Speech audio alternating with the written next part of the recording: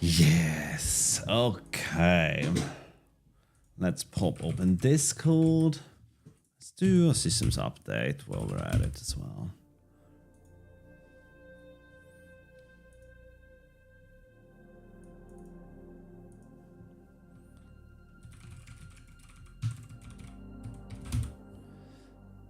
Yeah, I was saying that earlier in the stream that this is the last time I'm wearing this shirt because it looks really bad on me and the wife doesn't like it because it looks like a crop top on me.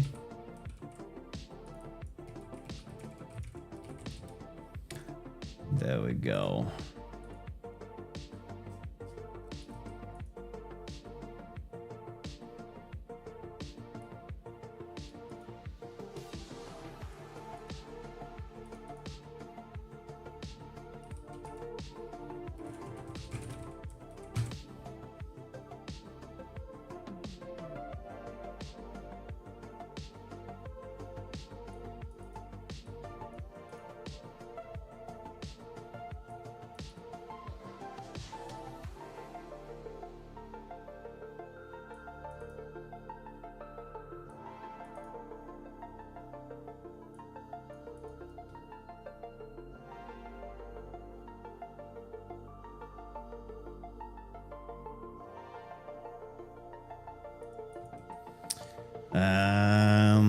Yeah.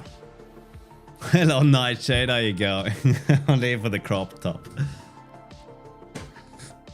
I didn't even know you were on the Discord, Nightshade. Hello, Skylar. Hello, Johnny. Johnny puppy. All right, let's resize. Yeah. So I got nothing else going on in my life. So here I am, right? Excited. What do you do on a Sunday night? You're looking at it.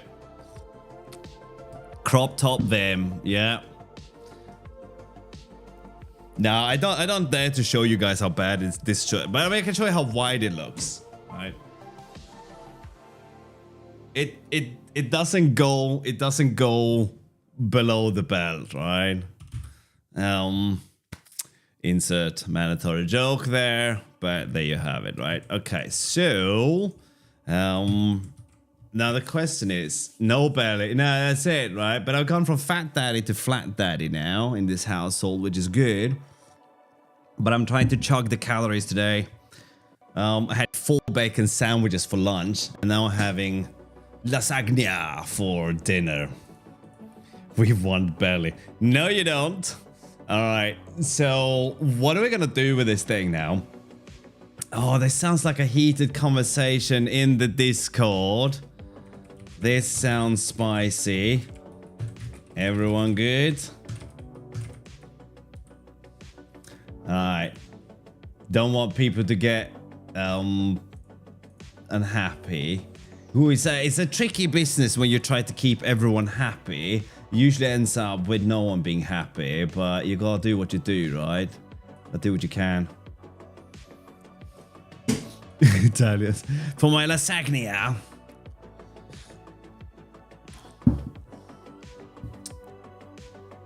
Enjoy it, right? Hopefully you do.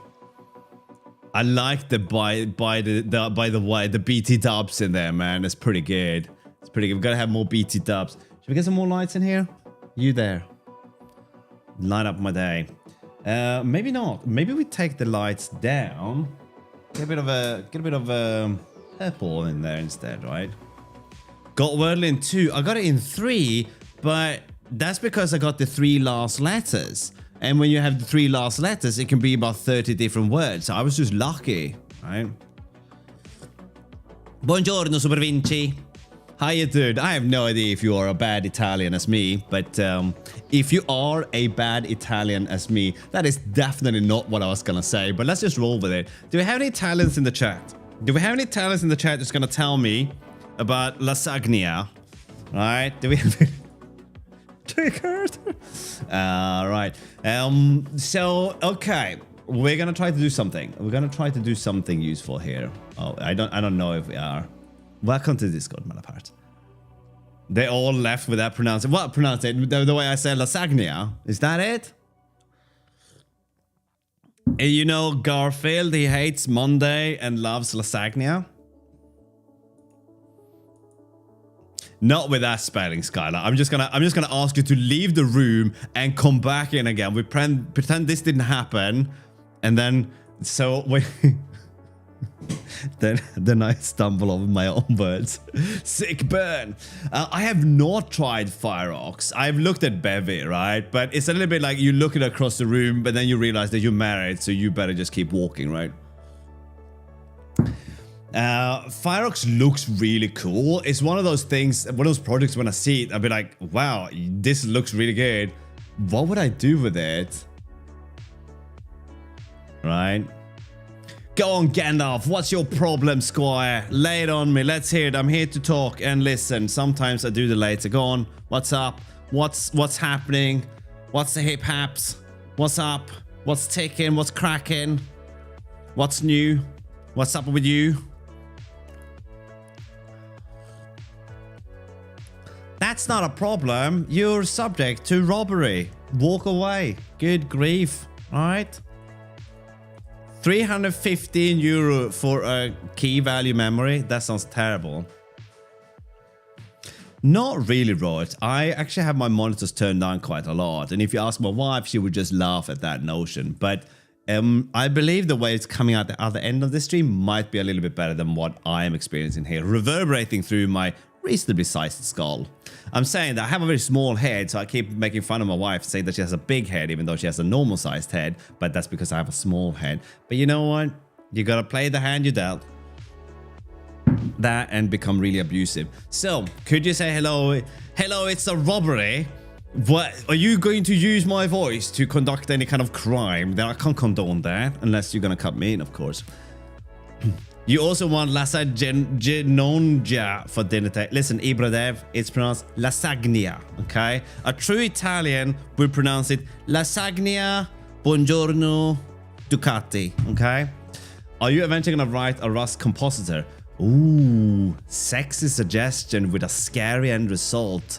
But since I already have a baby, probably not. I was gonna say I wouldn't even know where to start, but I know where to start, right? If we're gonna write a compositor, we probably would do this for Wayland though, right? Unless you mean like a composer instead, which is something else. I am about as Italian as... Oh shit, I got nothing. Oh, I could be. I could be looking out my window into your window right now. How you doing? No, that's not you. Okay. Yeah, so what should we do today, right? We have some bugs to fix, but that kind of bores me a little bit. So I wonder if we can do something more interesting, right? You have one, but you want to buy a new one. It doesn't work well with my peripherals. Listen, call it whatever you want, but no dirty talk in chat. I got a but it doesn't do emulation, so it messes with my displays. I got an emulator for that, and it doesn't work. Bad emulator. Our better emulator is 200, which is a robbery. Yes, but here's the thing though, again, do you really need to use a KVM? Couldn't you use LLVM instead? Or, you know, BT dubs, or, you know, or just a regular VM. How you doing, Kitty Poo? How are you? Living in a... The sound you hear at night before you fall asleep. That's me.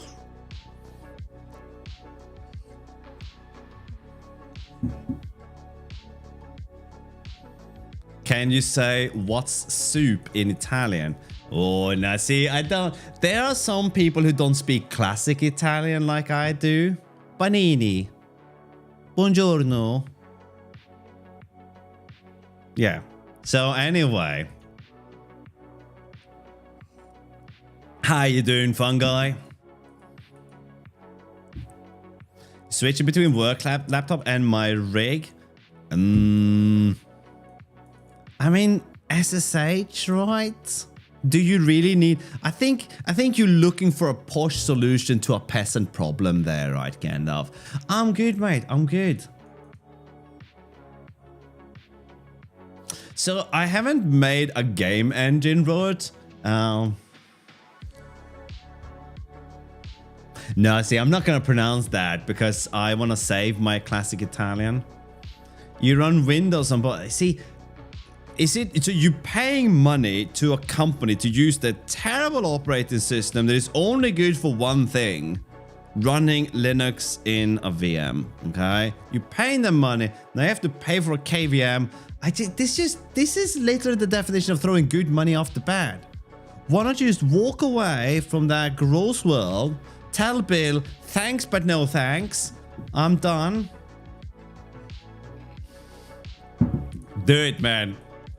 Get it to catch on. InfoSec is dumb. Listen, Gandalf, everyone knows that if you're truly someone of the in crowd in InfoSec, you obviously run Kali Linux, okay? To use anything else, maybe Arch, by the way, but to use anything else, it's a little bit like wearing a diaper on your first day at university, okay? There's nothing good that can come out of that, right? Exactly. Listen at this loud person, right? Who's clearly also Italian, right? Oh shit, I forgot to announce the stream. Okay, so we'll do... No, wait, I didn't. Enrico. Windows or death. Cake or death. See, you're not impressing anyone because we know that you're just wearing that as a badge. In the meanwhile, you're sitting there like, start menu, solitaire, start menu, notepad. All right? You're not impressing anyone here. Okay, listen, my life became so much easier when I decided it was fun and okay to make fun of you guys, to make jokes at your expense, because it just became so much easier to be a streamer, didn't it? Right? Hello, Hero Dev. How you doing? What's happening? How's tricks?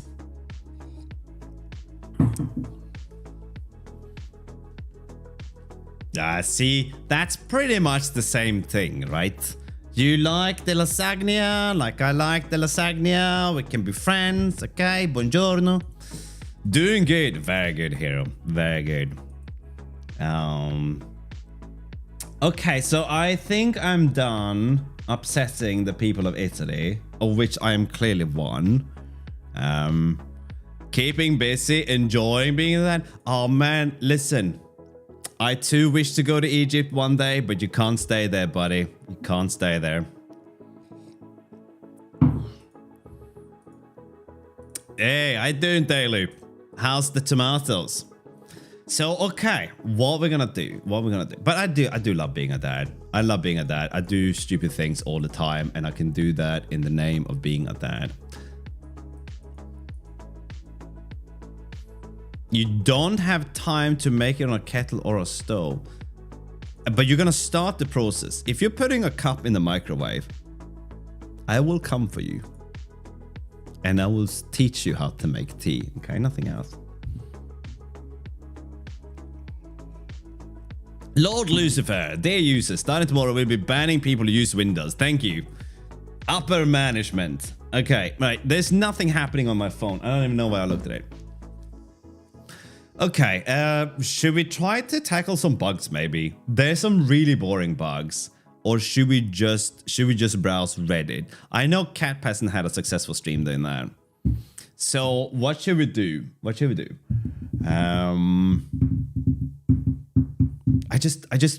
I finished the previous stream today. I went upstairs. I had 1, 2, 3, 4 bacon sandwiches. 4 bacon sandwiches. Lettuce, mayo. It was mayo light though. Mustard, tomato, a bit of light cheese. All right, toasted in the oven.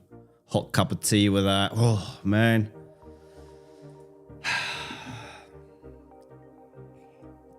Oh yeah, as opposed to what, floppy bacon? Hey, hand me some of that soggy bacon, sweetie. It looks so good as it's wrapping itself around my hand. What is that? Let's fix those bugs in Winamp that have not been fixed for 15 years. Do you have like a GitHub? Do you have a link for this somewhere, Daily? I have no idea what that is, right? I know people have soggy bacon. Oh, no, you didn't. Soggy bacon, not on my watch. You're gonna turn ducking on, right? Okay, let's see. So if there are actually something, right? NVIDIA, yeah, don't give them money, you safe, okay? There is this wonderful company called not NVIDIA. It's not. There's no company called not NVIDIA. Use VLC. Oh, man, I didn't even use VLC, man. I use MPV, or as it was formerly known, MPlay, okay? That's how old I am. Winamp. It really whips the llama's ass. There are two companies called not NVIDIA. Really? Well, they're gonna have an interesting legal debate on their hands, I guess.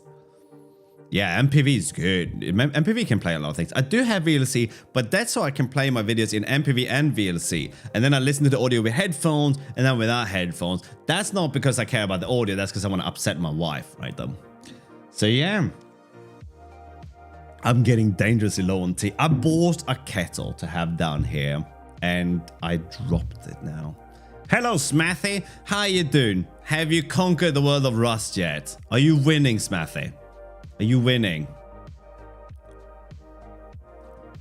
Okay, where are we at now? Where are we now? I need to work on my game. It's due in 6 days. What's your game? Fun guy. What is your game? Can we see this game? Do you have a link to this game? Oh man, look, if you can make your wife angry at your age, man, you've well, you married too early. There you go, right? So I went to, so my friends came over to visit, and he brought his family. I asked him not to, but you know people, right? So he brought his family, lovely people though, right?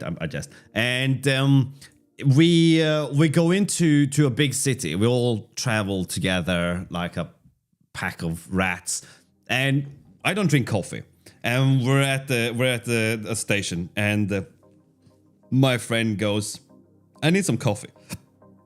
He takes out his phone. I sound like I'm drunk. He takes out his phone.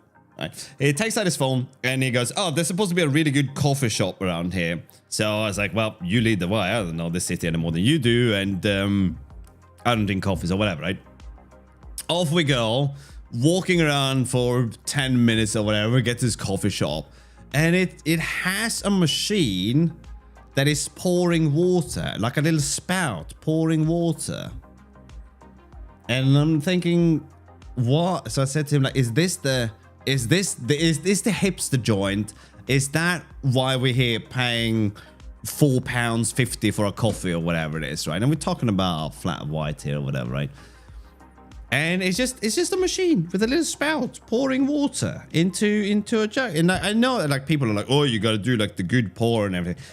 This doesn't exist, okay? Someone went, "Listen, we made the AeroPress. It's cheap. People like it. We can't get any more money out of these hole because the AeroPress, everyone has it and anyone can afford it, right? You live in a box under a bridge and you can still afford the AeroPress.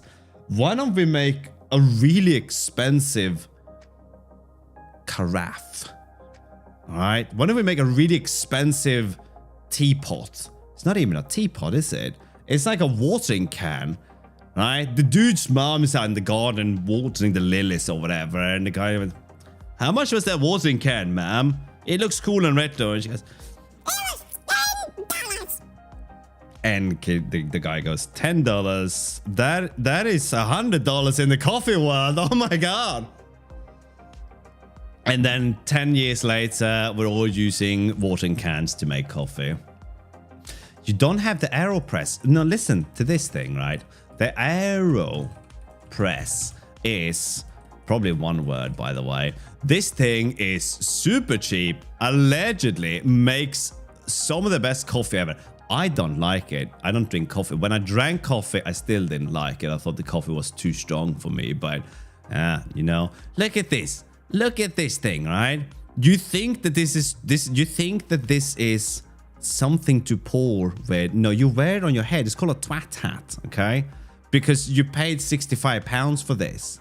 Alright? That's oh, don't worry about it, man. It's got the right shape and nah, come on, man. Listen, if you guys have too much money, if you have too much money, there's a little button there in the bottom right of chat, I think it is, and it is called subscribe, okay? If you push that, you won't be getting coffee, but you also won't be wasting $60,000 on a tea kettle.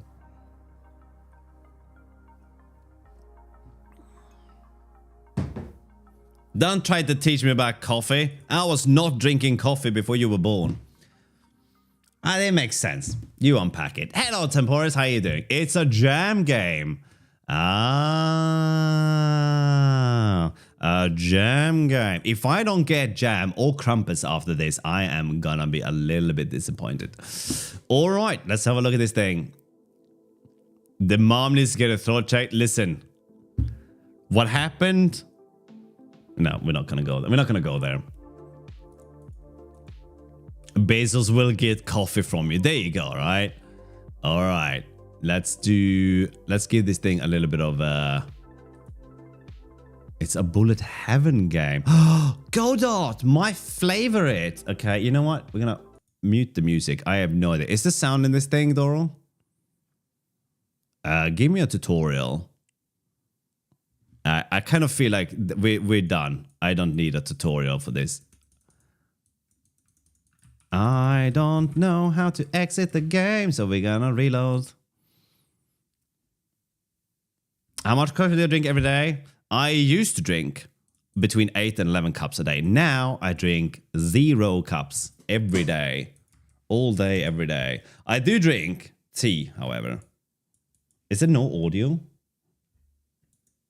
No. Get out of here, Godot.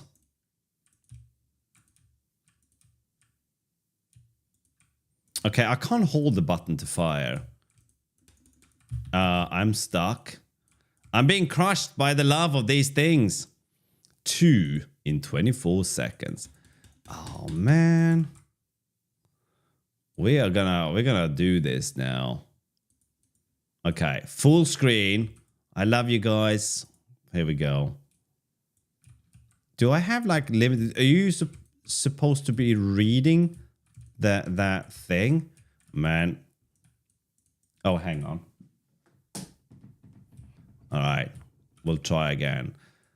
19 seconds. Well, at least that would impress my wife.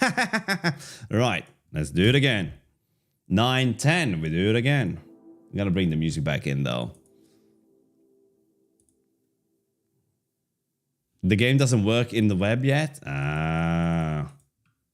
Well, can you like tell me what? Oh no, fix the font, dude. Can you tell me why? Ain't nothing but no. Can you tell me like what? Why do I not? Is the bottom meter my ammo?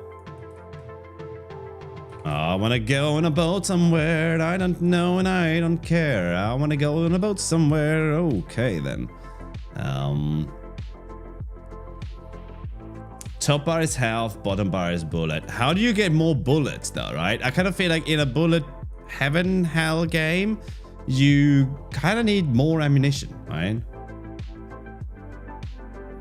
Man, I gotta convince you guys that I'm a Rust programmer and married, okay? If I keep repeating it enough, maybe it becomes true. Alright, I'm gonna survive a little bit longer, so we're gonna go for it. Press R for bullets. You know what? We don't need... the goal is to survive for some time though, isn't it? So we're just gonna do this now. Oh, that dude turned up. Alright. Oh, yeah. You can go on water, can you? That's woefully uncool that you can go on water. Oh man, he just popped up right next to me. Taste lead, you feeble-minded doohickey. There you go, alright. Okay, can I just do this? Infinite ammo glitch. Infinite ammo glitch. Alright, apparently. But infinite ammo fail. Too much failure. All right, you guys keep going in that direction, okay? There might be a little bit of an issue with the pathfinding, but I do get a feeling that I'm going to do pretty well time-wise here. Keep going. Yes. I am going to get high score in this game, okay? You guys got nothing on me. Oh no, he's pushing me. Uh-oh. I think we're dropping frames, sir. I think we're dropping frames. I think you need to remove the entities that are not in view. I'm trying to go forward. All right, okay. You guys. Oh, look, I got a map. I don't know how I got a map all of a sudden, but I did get a map. It's not a GD script moment. This is clearly... How do I get out of the map? Why am I even looking at the map? Map. Maybe I should have done the tutorial. Look at that. Look how happy he is. Okay. I definitely want... Q for map. Okay. All right. I'm trying to shoot these dudes. I can't kill them faster than they turn up, okay?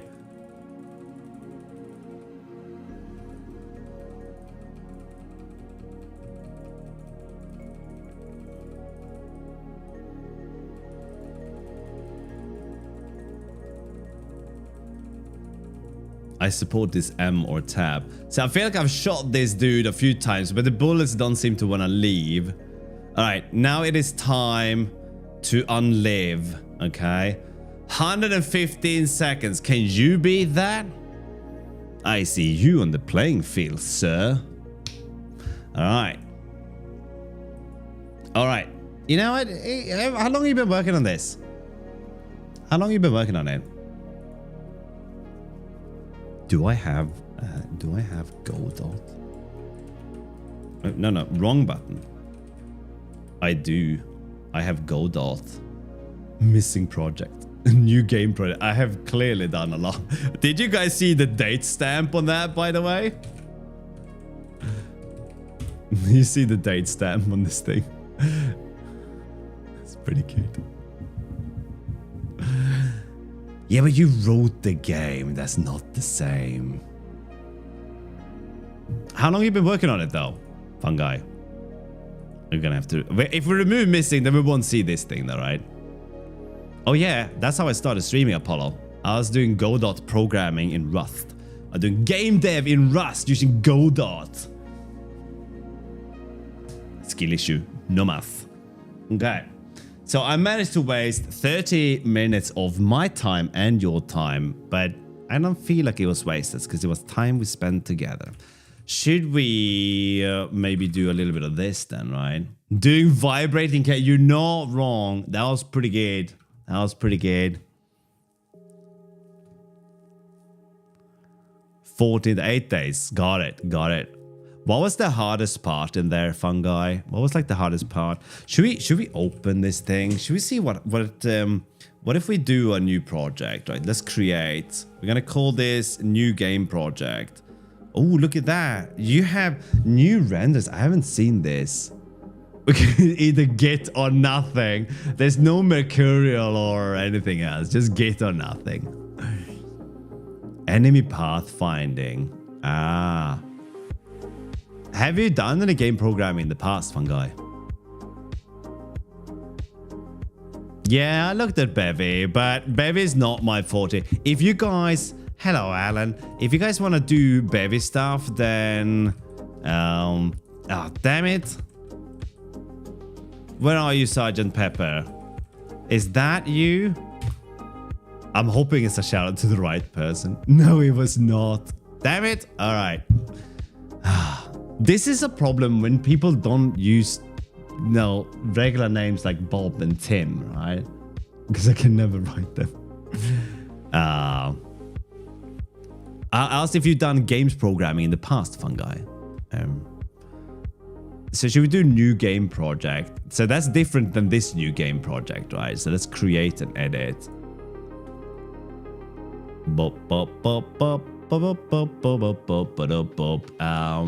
I don't remember much of this. Right. I'm already mildly losing like interest. So what I'm not gonna do this. I have no idea why I started this. I like instant regret. And let me give you a link, fungi, because you didn't ask. If you haven't seen this, this will blow your sockets. This has like all the algorithms for everything you need. Alright? This has so much good stuff if you're gonna make games that you can read and look at. And it's just great. It's just great stuff.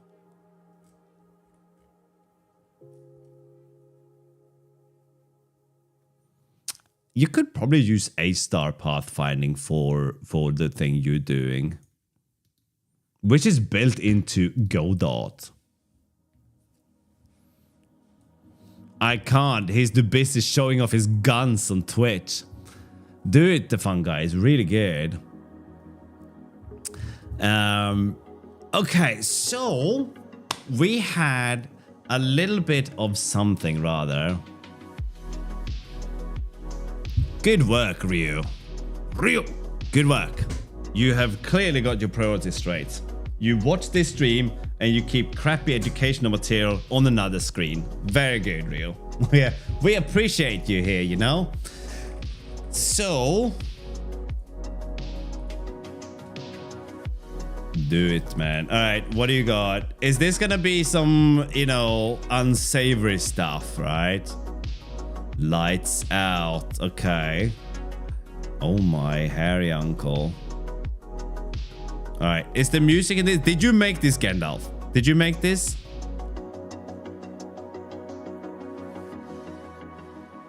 No. Then I don't know if I want to play this. Because I don't know. I don't know what this is. Yeah, no. Then he's already looked at it. It's already content done by someone else. Content done by someone else. I mean, obviously everything is, but you know, I'm trying. So, okay, what's the issue here? The issue seemed to be when we try to do the same thing. Wait, what? That's not words. When we try to do something like this.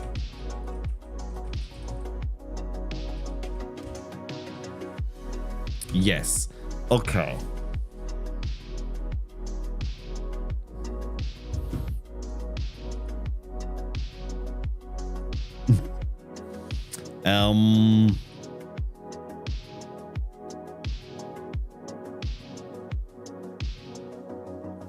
Wait, I don't mind. I think a man bun is good. What are you on about? Nothing wrong with having a grey man bun, is it? Alright. Did you make this, Rod? Did you make this? So, dear viewers, I need you to know this. There is a thing here called reread. If you are saying something and I seemingly ignore it, you can use this thing because I am looking at many things at the same time, right? Yes, I did. You know what? Then I will look at this thing. And if it's better than anything I can make, then I will make fun of you. Ooh, this looks kind of good. Pop-a-chew? Pop-a-chew? I love old point and click adventure games. Hot dang. Is there music? I'll be the judge of that. Shut your filthy mouth. Alright. Is there music? Ooh, we got the little loader. Ooh, I got some kind of notification on YouTube. A new subscriber? How did that happen? I don't think anyone was watching. Click to start. I like this. There we go. Look at that. Wait, is this sound? There is. We got a little bit of the sort of Amiga mod sound style going on here. Yeah, kind of hard for her to get the license and registration from inside the trunk, Cal. Wait, is she the one talking? Wait, is she calm? You know what? I don't need to take her attitude. Did you? That was great. That was a great hang up sound. Okay. Ooh, we got a little bit of we got that kind of alone in the dark look here, right? Rod, did you play Alone in the Dark? Have you played Alone in the Dark? Or are you just some kind of lunatic? I kind of wish that we had more music. We're gonna bring the other music back then. Oh man, I thought it was a massive Dave on the wall, but instead it was just an RJ45 hanging out there by a cable. You can see it in the corner. There it is. I thought that was a big Dave. This is gonna be some reception. Can't interact with it. Well, we'll see about that. The first one, no. Fair enough. Room door handle is broken. There's something on the ground. Man, I wish people made games like this. Room 4. There's huge scratch. There's a huge scratch on this door. Okay, but can we open it? Let's look through the window. Curtains are closed. It's dark inside. He tells me that before he gets there. Yes, that is correct, Alan. That's my room. I don't want to bother Joni right now. I like the animated cursor as well. I can't look through the window. Come on, man. I want to check out Joni. Joni, is that you? Can't. Oh, it's right click examine. All right. Hey. Should be able to examine it, right? Oh, nice. What did I write then? I wish you could do like a arrow key up to see your like last thing, but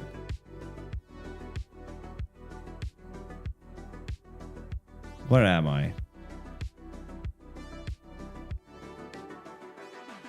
Oh yeah, we're gonna play a game though as well. I did not forget. I mean, I clearly did forget, but get me out of here. If it's the last thing I'll ever do. Can't examine it. Enter. Ooh, we're poolside, baby. There's nothing here. The pool is green and the ground is blue. I like that. It's a different reality from the one I'm used to. Here comes the dude just walking through. Where did he go? Where did I go? Oh man, that is some Michael Phelps move right there. Lord God! Linus Torvalds right there. What are you doing, son? Didn't you see the sign? Sure did. Well, why did you jump in then? Look at it. I guess it just got away from me. The thing is so much work. Well... You're an animal. The other dude is a bug. Gotcha. When was the last time you had your pump checked? Wait, who? Now I'm confused. Who am I? And am I some kind of handyman? Do I work here? Is this the handyman? Who is talking? I don't know which one of these two are interacting now. Hell if I know. Why is that what's causing it to look like radioactive piss? Very good. Enjoy piss. This game is already a winner. It makes me laugh, and making me laugh, that's a plus in my book. You are the weird one, huh? Isn't this his son? Joni, check your pump. You're the naked dude. All right. No piss in the room though. I will keep my eye on you. So here's the thing, right, that I'm gonna tell you. My suggestion to you is not what anyone is gonna think about here, but this is about how you print the dialogue, because you print letter by letter. Instead, lay out the entire dialogue and reveal the characters instead. That's why you get words starting on one line and then appearing and finishing on a second line, right? Well, Alright, let's get out of here. So this is fun. I mean, how do you do? Did you do like path mapping for like, do each character have some kind of script? Is that how it works? Door. I'm pretty jacked though, right? But I have been skipping leg day. Feels a bit too close to home now. Except the jacked part. Boop. All right, I'm a little bit unsure why I'm here. I love the intro. The intro was great, right? We got this kind of, full graphic of a person doing something, but shh, stay. But I don't know what I'm doing now, right? I sort of don't have any clue what I'm doing. Hello, Previs. How you doing, buddy?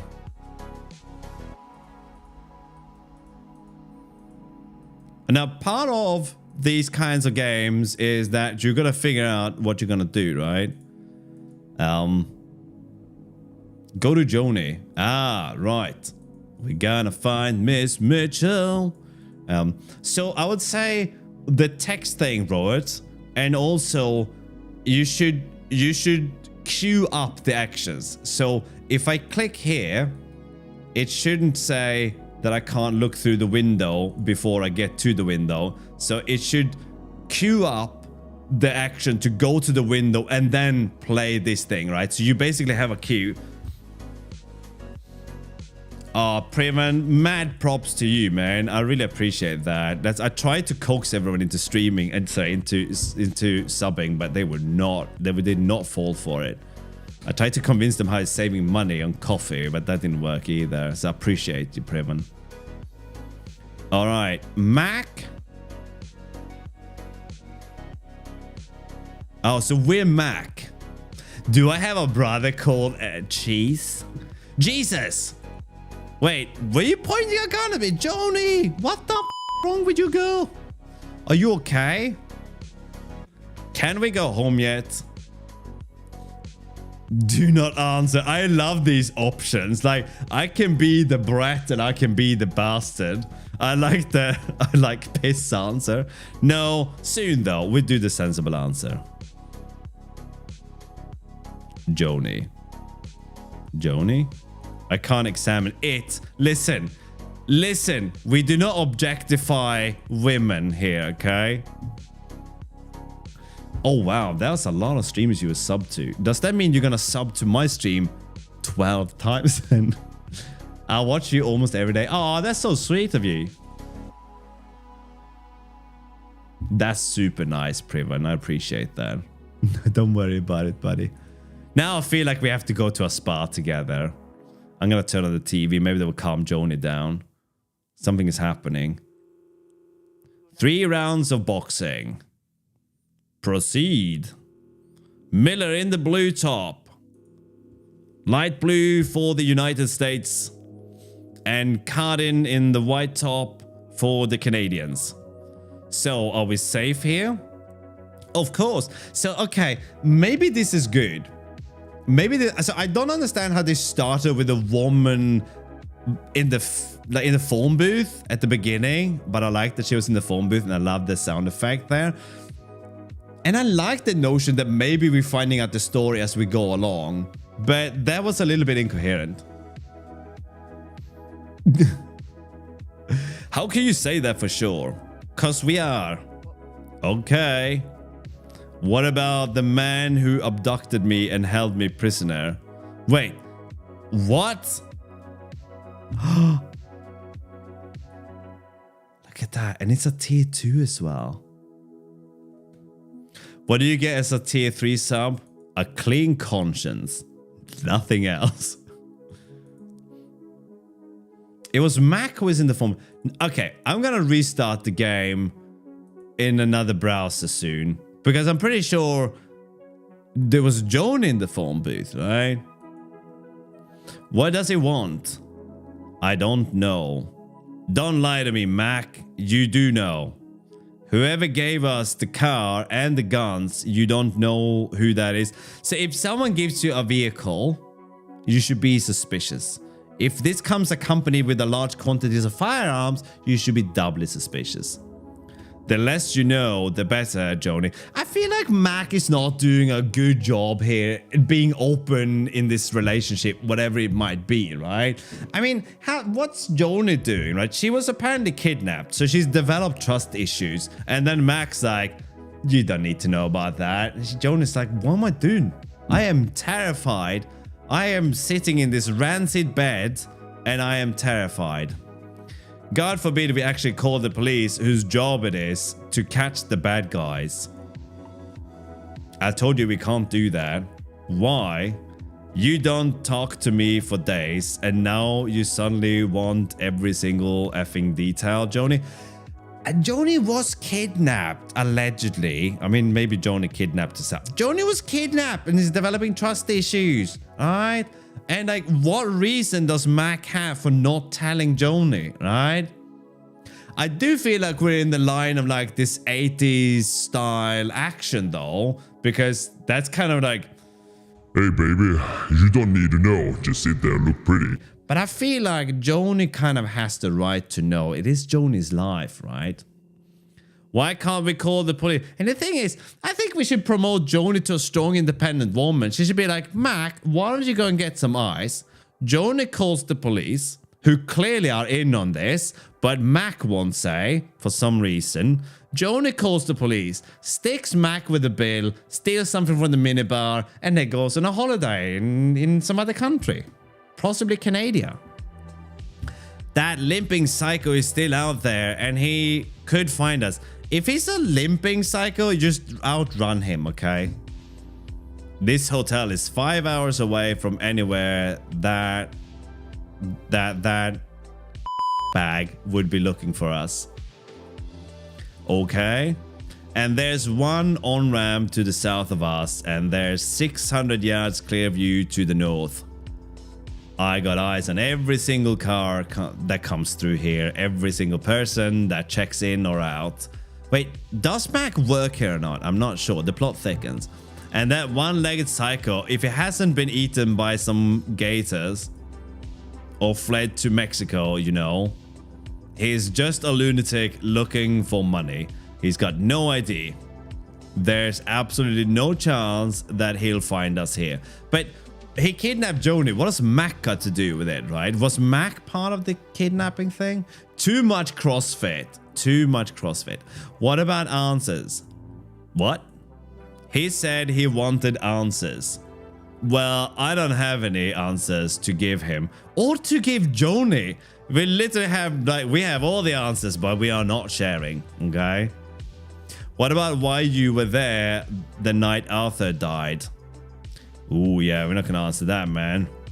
It was a little bit weird, the whole Arthur thing, right? We're not gonna talk about it. You told me you were out all night with your friend Patterson.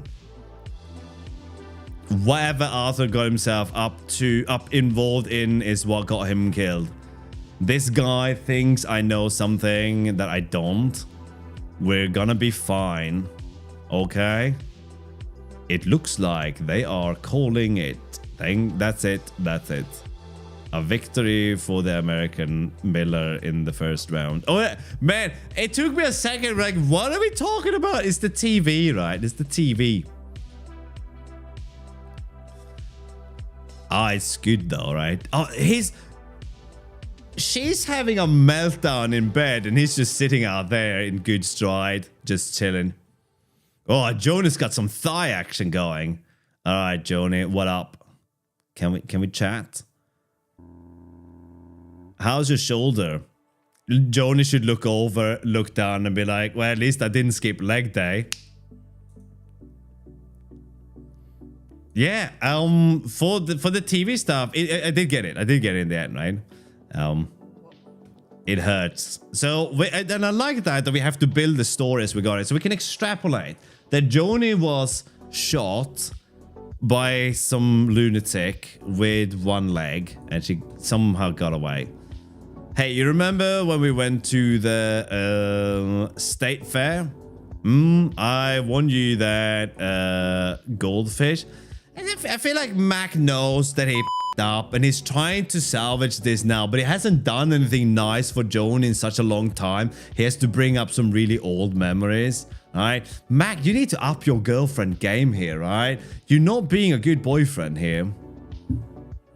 What did we name him? Mr. Goldfish. That was creative. I ate all that cotton candy and threw up all over the place and all the way home. I like it. Maybe it's like speed up the text print a little bit because I read faster than this. All over the comforter. And so if you're trying to impress a girl, especially one that's recently been kidnapped and possibly shot in the shoulder, do not talk about how you threw up everywhere. I'm gonna guess that he didn't clean up either. Mac is sort of a little bit, I don't know, maybe it's like the anti-hero. I don't know. You took really good care of me. See, this is it, right? If I want to remind my wife about what a good husband I am, I would certainly not go, hey, baby, do you remember that time I threw up everywhere and you took care of me? And she's going to go, yeah, my hero, right?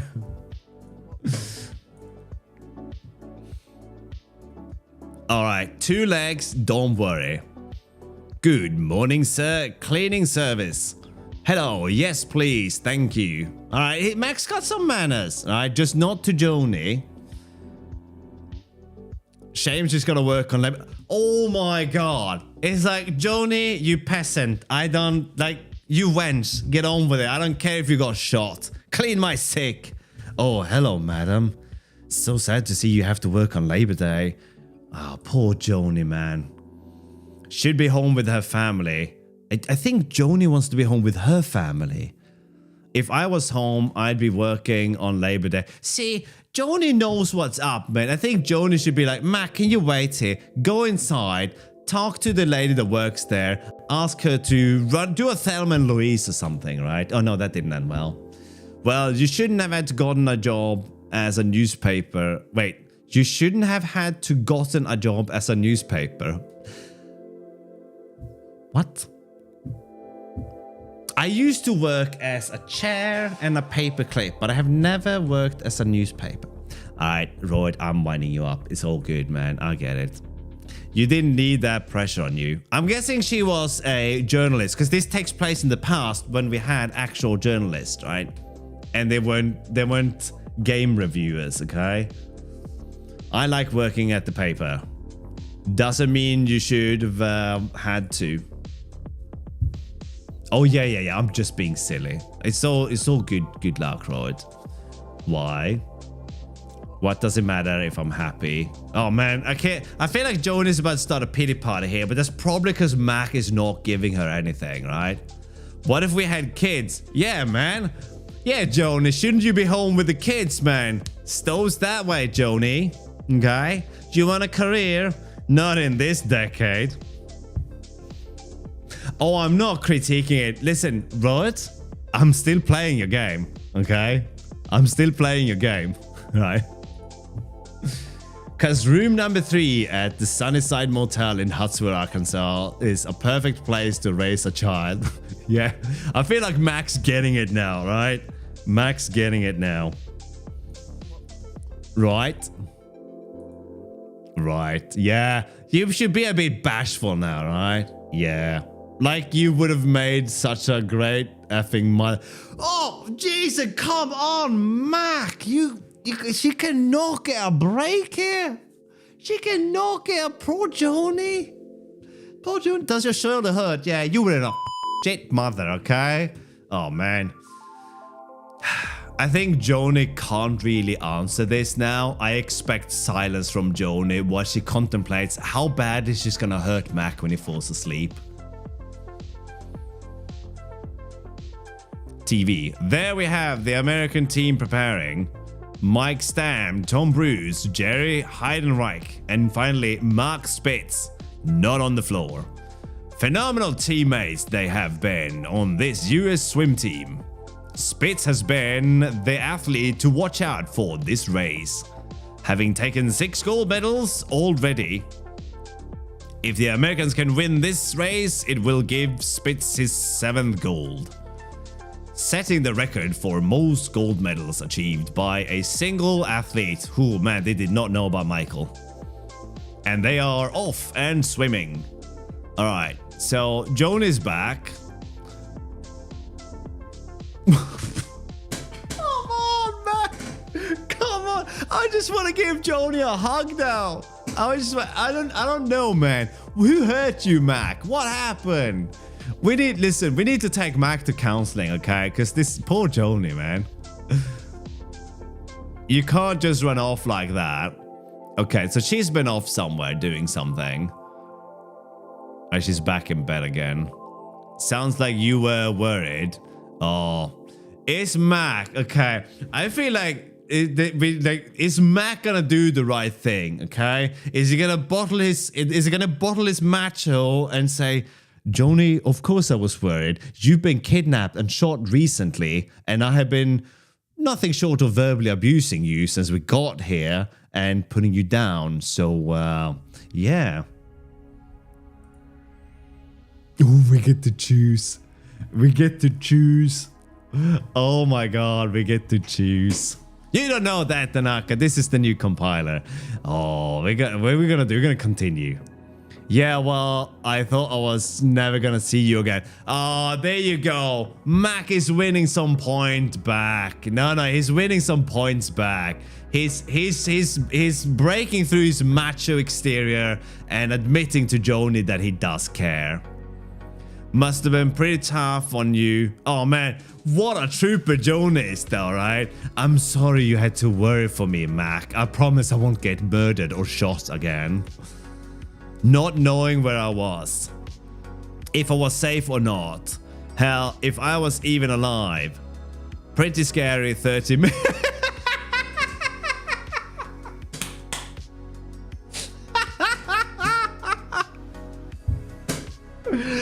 Oh, points to Joni. Okay, that's good. What the hell are you talking about? Oh, Mac. I think you bit off more. You cannot win this conversation, Mac. Just step down, okay? Well, I was gone for half an hour. You left me for a year. Oh, this is amazing, Robert, by the way. Oh, I think you should continue with this. Make some tweaks, but don't change the language style, okay? This is, maybe this isn't the game you wanted to make, but I have not been entertained by a game in a long time, okay? This is great. I didn't have a choice, Joni. I didn't have a choice, Joni. The first tour. We can't do Joni like that. You didn't have a choice the first tour, but you went again. The second time you did have a choice, and you choose to go back and risk your life for a... Robert, don't misconstrue me larking about with this as a bad thing. I am genuinely entertained by this. No, I didn't. You re-enlisted. Oh man, Mac really got... I think Mac's got like these emotional issues. He doesn't quite know what to do with it. So I think Mac enlisting a second time was because he ran away from his fear of commitment to Joni. My men needed me. That's an excuse, and Joni knows it. I need you. There you go, right? Joni needed you. This is shaping up to be a great race. It's a real top-notch. You have any idea what that was like for me? All of those nights not knowing if at any given moment you were even alive or not? Schrodinger's boyfriend. Every night on the news seeing the body count go up and wondering if one of those numbers was you. Imagining you bleeding to death in some jungle. Or being tortured in some prison. Said the joker to the thief. Every knock on the door, every time the phone rang, thinking, is this it? Is this when I find out he's dead? You choose that. Were you not happy?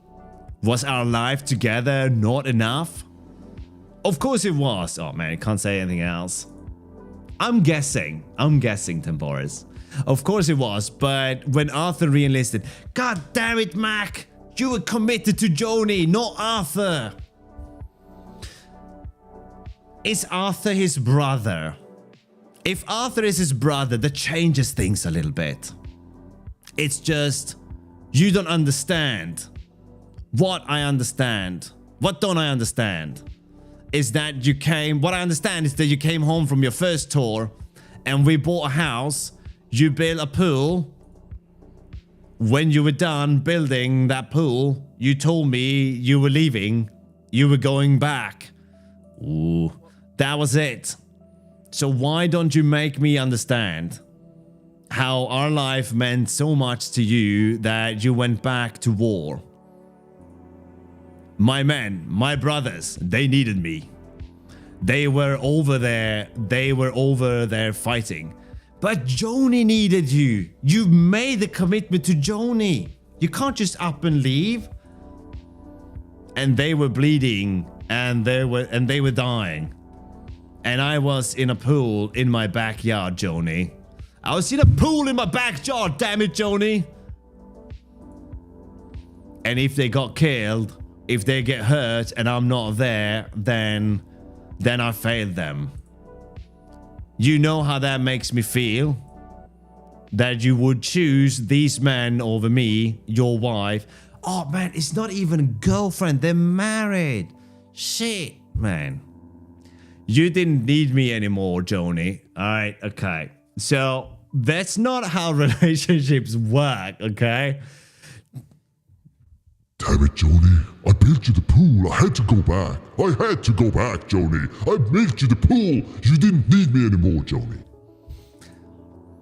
You gotten a job at your fancy newspaper. Oh man, Mac's jealous now because Joni started to make a thing for herself, man. And Mac started to feel unseen and small.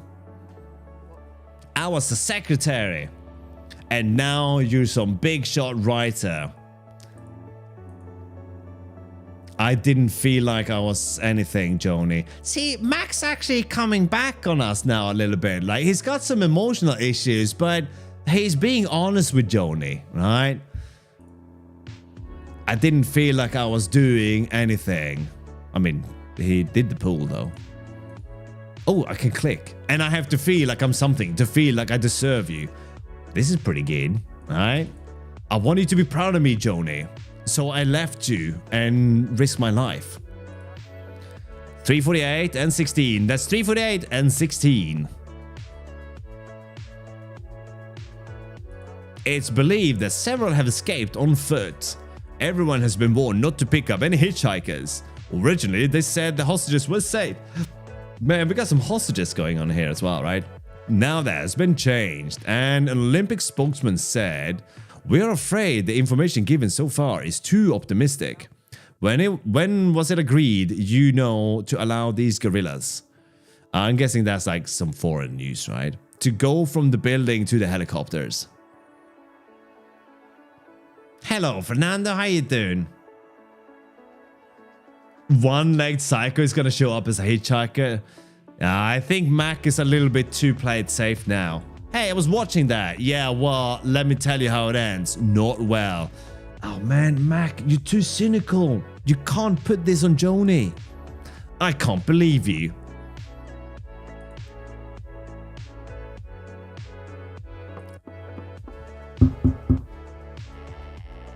Is everything okay? It's fine. Sorry. It doesn't sound like it's fine. Wait, what did Mac just do? He just walked off, right?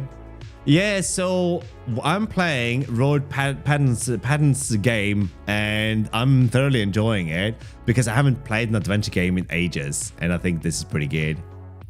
But we're gonna get to programming now. Alright, so now we're gonna reload the game just because I want to see the intro again. Alright, so we're at the Sunnyside Motel. And I believe that it's not Mac on the phone, right? Because there's a woman on the phone. Corey TV series. I don't know what Corey TV series is. Or is that Mac? I thought this was a woman. you know, waistline and, you know. But it could be a long-haired man. I heard those exist. The ending was so close. No, Rod, no. All right. Can I like speed run this? All right. Let's just speed run it then. All right. We're going to hop down to the pool. I'm just going to click through this. I know, Danaka. We're just going to we're doing a speed run now. All right. Where's the pool? Where is the pool? All right. So we go here. Dude's going to turn up and just fly through the environment now. So that dude shouldn't be there. I skipped the intro again. Did I? Okay, we'll come back and look at the intro. All right. Lord God. Sure did. And then, do we get to tell him that we like piss again? Because I feel like that's important. I enjoy piss. There we go. I feel like that's key to the story. It kind of defines Mac. All right, we're gonna pop out of here. We're gonna go back up to Joni now, who is who has to relive her nightmare of having the conversation with Mac. But Mac finally opened up in the end, right? I feel like Mac was getting somewhere. That's right. All right.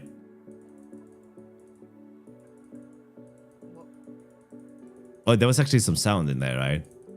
I'm just slapping through the dialogues here. All right, Jonas with the gun. Jonas got a gun. Do not answer. All right, we're gonna be super annoying now with Joni. All right, and then do we turn the TV on? No, actually, we don't need to turn the TV on, do we? Right? Can we? Or maybe we do have to turn the TV on. We'll exit. And then we kind of just morph through the wall there. All right, Joni's coming out. Come on, Joni, have a seat. Check out my prison white socks.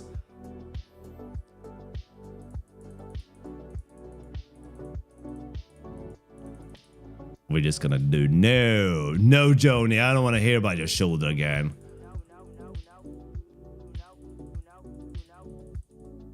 All right, Joni's coming back in again. Where have you been, Joni? You were gone for half an hour. Get over it.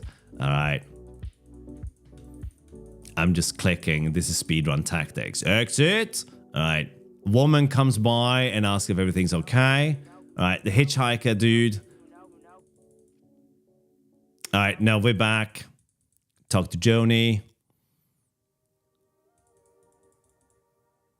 Come on. Talk to Joni.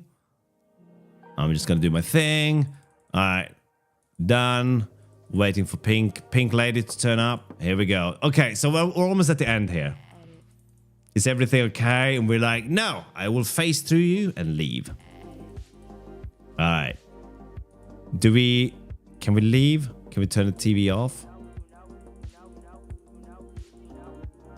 Oh, hang on. All right, but this is about the Olympics. I guess we got to talk to Joni again. If they haven't found him by tomorrow, we can go home. I shouldn't have said that. About killing children. Wait, I missed the detail of the story. So I guess it's okay. They weren't my kids. I threw some pretty low blows there myself. How did you and Cliff start? We worked together. Oh, I missed the details. You met Cliff, and maybe Cliff treated her right. I was just angry enough at the world, at you, to do it. Oh man, poor Cliff was a patsy. I needed something. I needed to feel something other than what I felt. Which is what? Just completely and totally alone. Poor Joni. Mac? Yeah, I missed one. Yeah. Did you kill Cliff? Holy sh! If Mac killed Cliff, right? Which we just... Cliff, I accidentally missed the dialogue. Cliff used to hook up with Joni. I mean, look, if you imagine that your husband might have, or ex-husband, whatever, might have killed your boyfriend or whatever. Ooh, man. Guys, are you in there? Yeah, Harlow. I left my tools in your room. I need them. Room 6 AC crapped out, and there's right, like crazy. It's a little bit late, Harlow. I'll give Harlow his tools, man. Okay. Mac, are you a ghost? Got you this newspaper. Spitz is swimming later. We already know how that works. I got some potato skins. Nice. That's the best they have for breakfast. Oh, man. Got some niblets.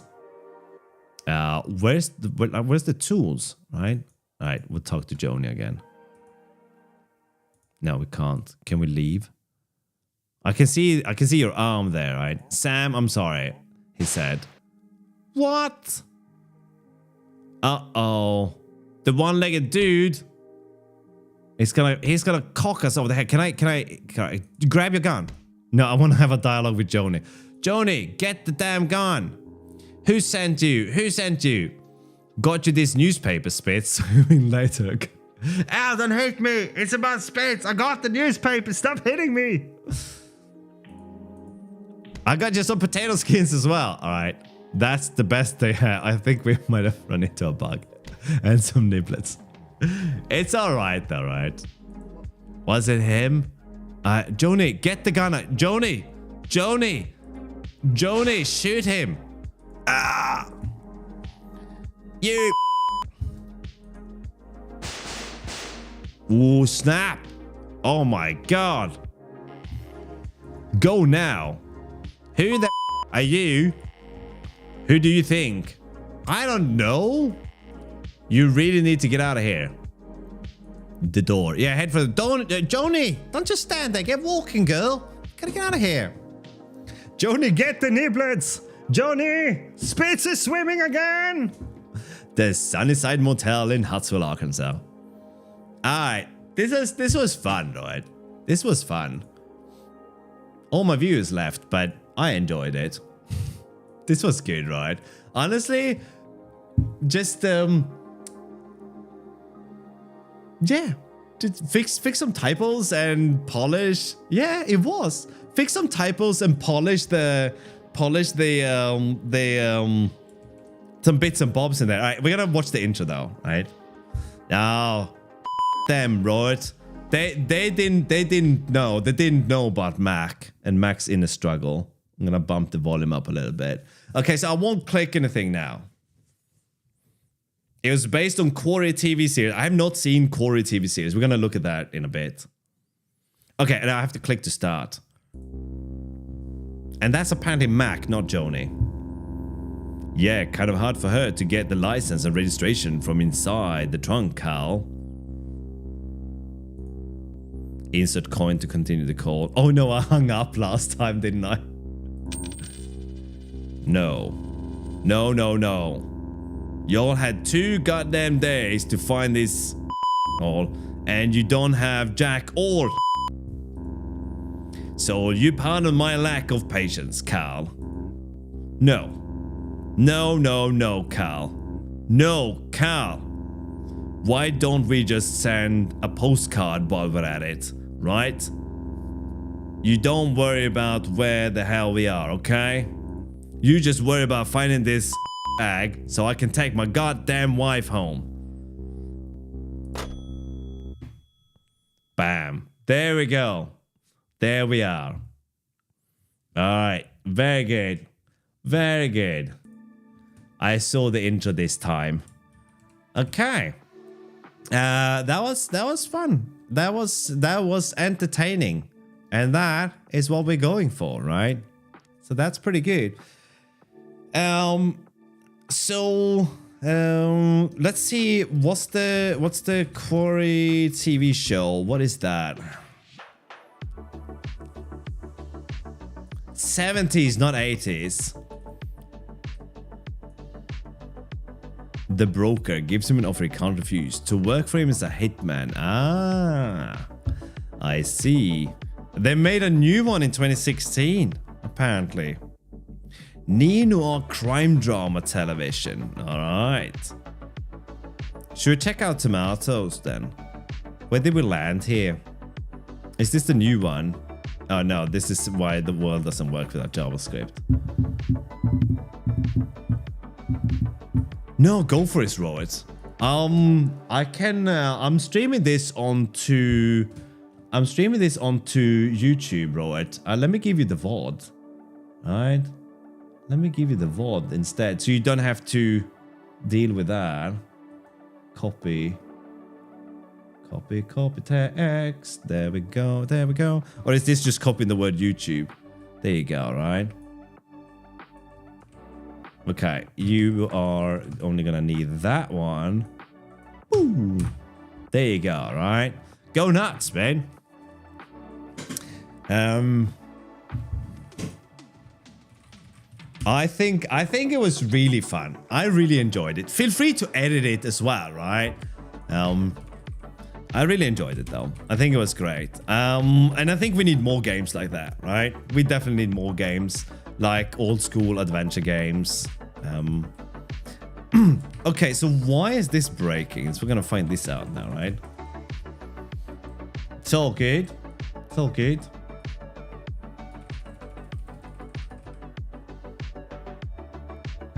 I'm out of tea though. Any chance you can put the kettle on?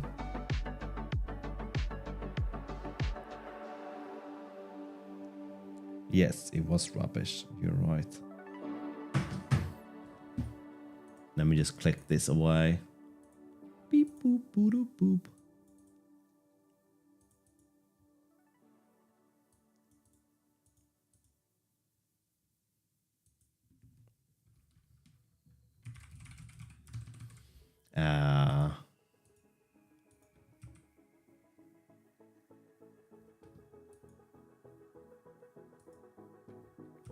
Okay, back we are. There we go. Hello, Liminox. How you doing?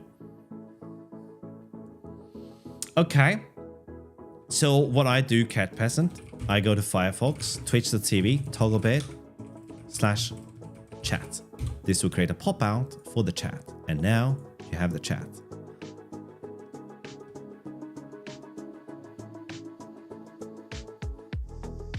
I don't know what this means. As I'm currently using my phone. What is it that you're using your phone for? To read chat?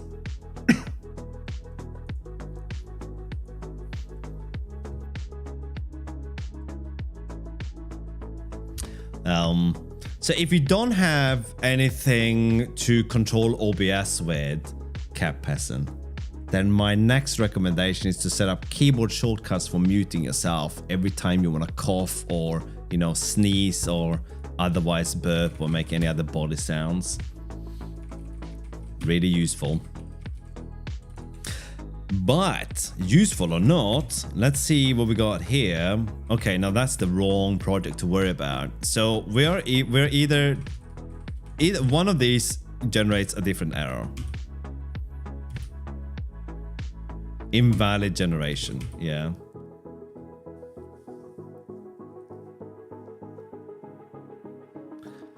Oh, really?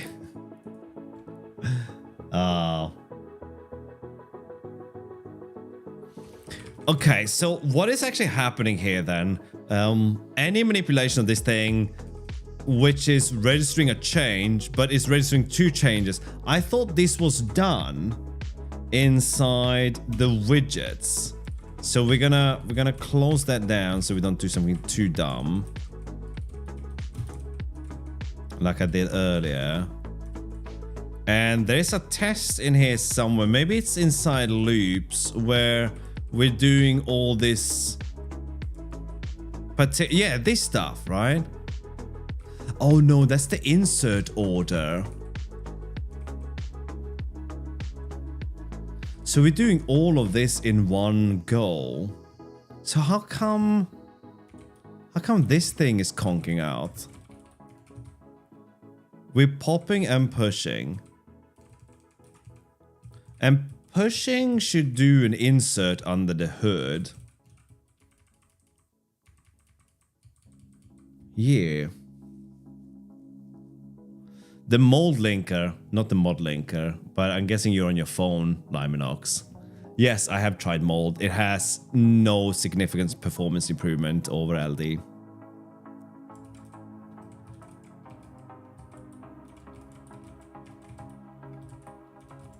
Nope.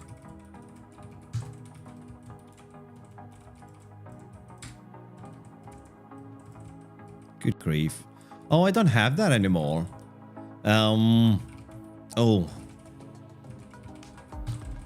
I forgot that. There we go. We just have to copy this stuff.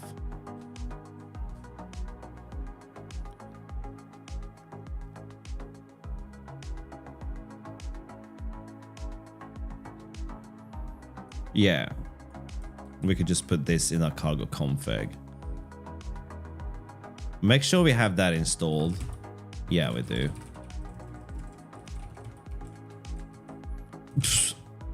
That wasn't the right thing. No, don't select all. Just this thing. Help me copy and paste from Stack Overflow already, damn it.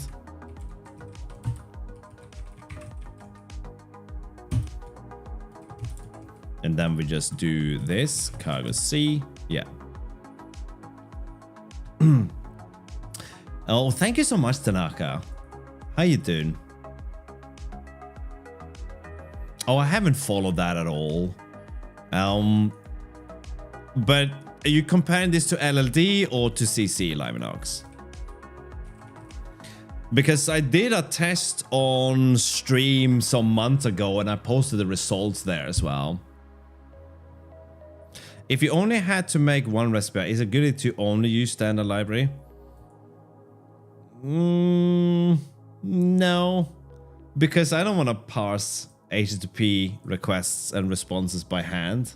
So no, I'm assuming you mean, yeah, REST API. So absolutely not. At least I use a library for parsing stuff. But then, well, if you, I don't know how far back in time you can search on the Discord. Let me see if I can find this. Search for mold. Yeah, here it is. Okay, let me see if I can find this for you.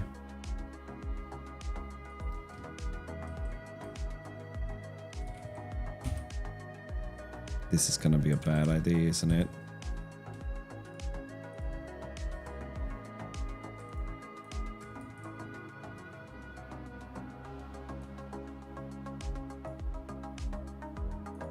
Okay, observe. So LLD had an execution time of 336 seconds and Mold had 346 seconds. This was compiling Tokyo, maybe? If you are on the Discord and you search for Mold in the Rust channel, you will find this conversation, I think.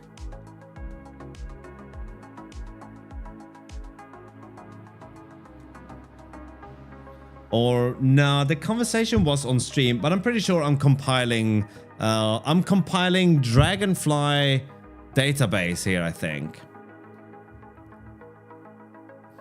No, for IRC messages, I ripped a lot from Museum when it comes to that.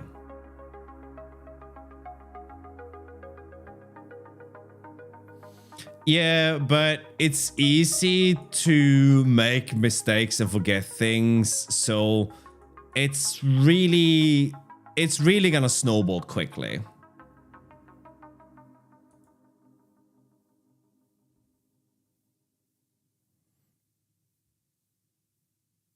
So, huh? Oh, you doing? Oh, too few, O'Neill. Too few today. Jump to present. Whew, time traveling's making me all kind of sweaty.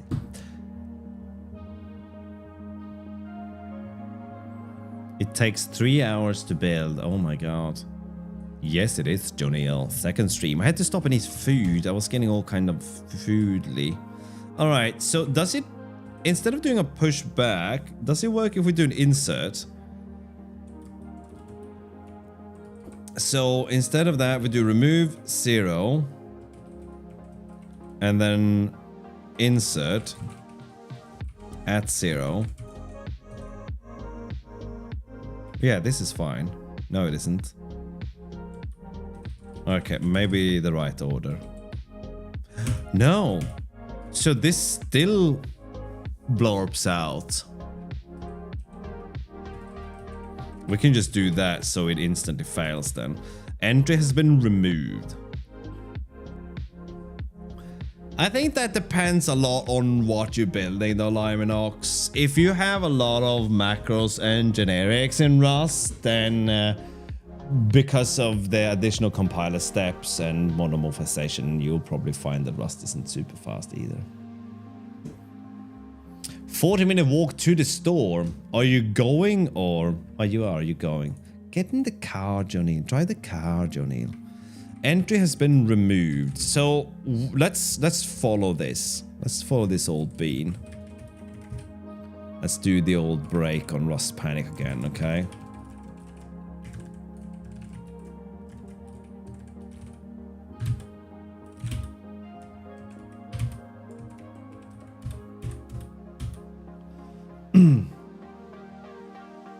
How do you get out of all my... The thing is, I only use macros, declarative macros, if I can't solve it with a function.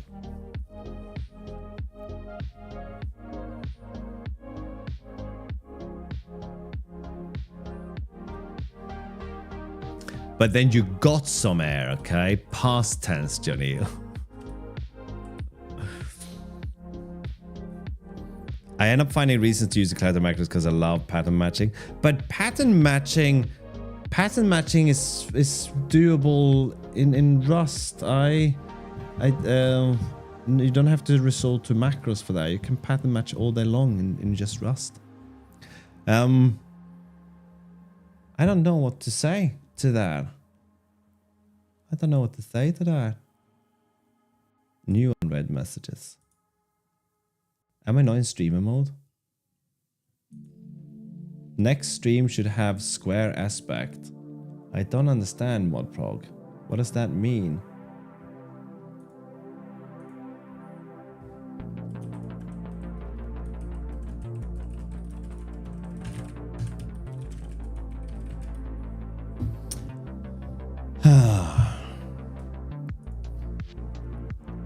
You use match for that. I don't get it, live. Maybe I need to see more of your code, right? Maybe I need to see more of your code. I would like to see what it looks like if you were to hand wrangle a REST API, what that would look like. It'd be interesting to pick at that, if you will. Happy to do it. Okay, so the entry has been removed. We're gonna check it out, and then you check it out. Okay, so let's go up here. We're trying to check out a value. It's a generational... What is the generation on this thing, right? Gen is 0. Index is 5. Yes. Okay, so we're trying to check out the old value, but it is gone because it has the wrong generation. Okay. That actually holds water.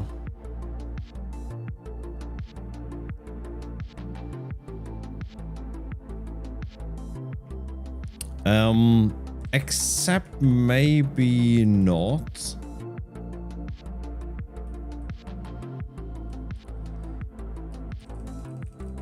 Oh, but the component has been removed.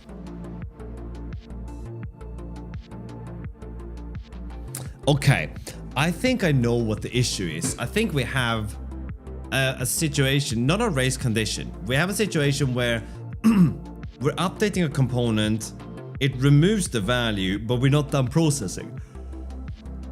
So the value doesn't exist anymore. Yeah, don't use macro. Do an implementation of that, right? Although it kind of a little bit boring to write the parser for the request though, I think.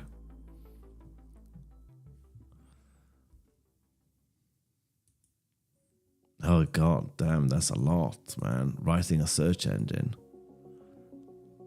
Using 1,000 crates on that. I see. So you got a little bit of a dependency slash build time fatigue going. You would not write a parser. Okay, then what are you gonna write? You parse each request by hand. So then you will write a parser, right? Because otherwise, how are you gonna parse the request? That doesn't compute. Okay.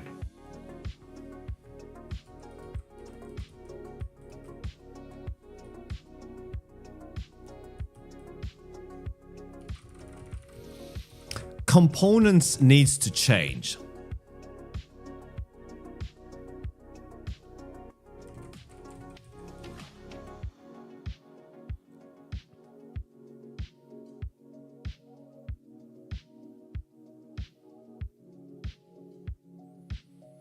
Written a thread pool for now? Yeah, thread pool should be simple to write. Is it a work stealing thread pool though? Excuse me. Yeah, a thread pool. It would be quite simple to write. Given that all you have to do is be able to tell a thread to do some work, right? So if we write kind of a round robin thread pool, then we start off with a thread. Okay, this is our thread. And since we're on a fancy new machine, we're gonna have 8 threads, right? That's about what a modern computer can do today, isn't it? Okay, so here's our thread pool, right? And then we're gonna wrap this up. And then next thing we're gonna do, we're gonna fill the pool with water. Done. There's your thread pool right there. Sorry, I amused myself. Also, that should not be contiguous, or that should be contiguous so it looks like that, right? And we just leave it blue. I do like some blue in the pool. But that is, of course, not how you actually do it. So these are the threads running. Now, then we have our main application, and in here, we're gonna have a list of channels, right? We're gonna have a list of channels into all these pools, right? So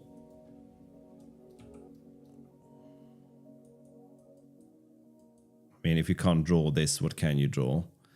What do we actually? You know what? This is kind of wrong, right? I probably would have done programming a thread pool by now instead of doing it this way. But in for a penny, right? So we got 4 now, 5, 6, 7, 8, right?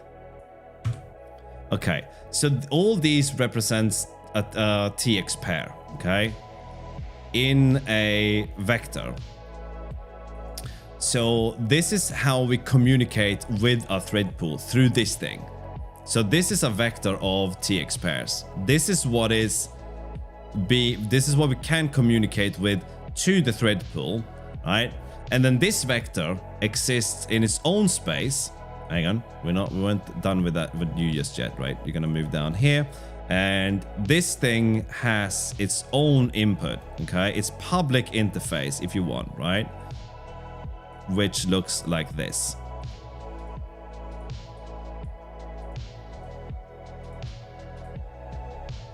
That is a really shit X, isn't it? There we go. That'll do. Let's move that. It's a little bit perverse, but what can you do? Okay, this is our public interface into this. All right. We draw these kind of little socket things here to represent the publicness of this interface. Okay. And we slap that up there, like so. So when we get a message here, ooh, Nelly, that is a bit gross, isn't it? Sorry, it has to be moved. It has to be changed. I can't draw a thread pool if it's gonna look like that, right? That was a hideous pool. Keep pressing escape instead. I'm not used to draw on this thing. I'm gonna explain this shortly. But yeah, I would have been done with the implementation by now, I think. So this is how we communicate with the thread pool, right? So whenever we want to put a job into the thread pool, we're just going to use the matching TX to this RX, right? Anyone can communicate with the pool through here by just having a copy of this TX. And remember the TX is clone, right? So this TX will send the message to the RX. This RX will do a round robin, meaning it will track which one of these is active and then send it to that one and move to the next one, right? So maybe we have sent messages to that one and that one. This is now the active one, okay? So we will send a message to this guy. It will find index 2, 0, 1, 2, and send a message to that, which corresponds to one of these threads in here, right? Which will just sit in a loop and wait to receive on its own internal RX. And once it gets the job, it will just execute the job, right? Next time you want to put something in the pool, you move to the next one, right? And then this one is used until you get all the way down to the end, right? When you get here, then this becomes the next one, right?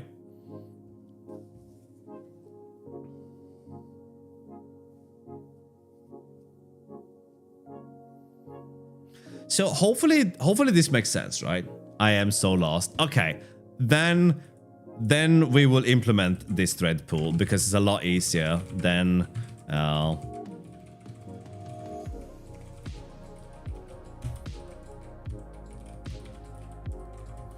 not, right? We're gonna use threading. We're gonna use sync MPSC, okay? So let's begin by defining our pool.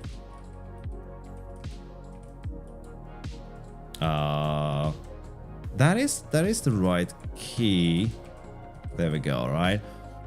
So we need to have a count, but that's only relevant when we create the pool, right? So let's implement the pool. New. There we go, right? And let's give this thing a count of users. So you can ask how many cores do I have on my CPU, but we'll just do this for now, okay? And then we're gonna have a bunch of threads, right? So for I in 0 to count, and we're gonna have handles.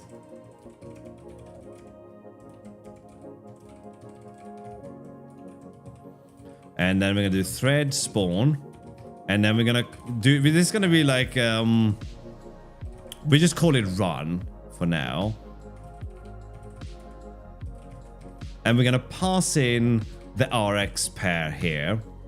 So we're gonna make the TX RX pair. We haven't decided what it looks like yet, but we will get there, okay? So let's create the TX RX pair. Now, TX-RX is short for transmission and receiving, right? So it's a way to communicate across thread boundaries, right? You can pretend that you're sending something to another thread. That is one way of thinking about it. In reality, you're just writing something to a memory space and then you're saying to something else, you can now read from this memory space. But for the sake of conversation, we can pretend that a TX and an RX works by sending data to each other, or not to each other. It's kind of a one-way street, right? So the TX is able to send the data over to the RX, right? Hopefully that makes sense. Okay, sender, receiver. Let's go with that then, all right? So MPSC channel. Now, mind you, this won't compile it because we haven't said what any of these things are, right? So handles.push the sender, okay? So the handles has the actual sender that we can send to, okay? And then we're gonna have a current index for our round robin, right? That's this list here. These are our indices into the pool, right? We can have a capacity or a max as well, which can be a use size. So our index is obviously going to start at 0, and our capacity, our max is going to be our count, right? So that's how many messages we can send. So in our next function, when we send something, we're going to send a job over, right? So we're going to take a mutable reference to cell. We're going to take a job. We haven't specified what a job looks like yet. And we're not going to care about returning anything for now. So what we have to do is we have to get the handle, right? Self.handles. And this is going to be safe to index into. We need a mutable reference to this one, probably. It's not really handles, it's senders that we have, right? And we grab self.index to there. Then we're going to do self.index. And then we're going to plus equals 1. And if self.index is equal to self.senders, whoops, length, then, oh man, I keep typing dubs there all the time. Self.index is 0, right? So we just go round and round, okay? So far, there's nothing confusing here. I'm using things we haven't added yet, right? So we'll get there. Yeah, I'm ditching the acronyms for now.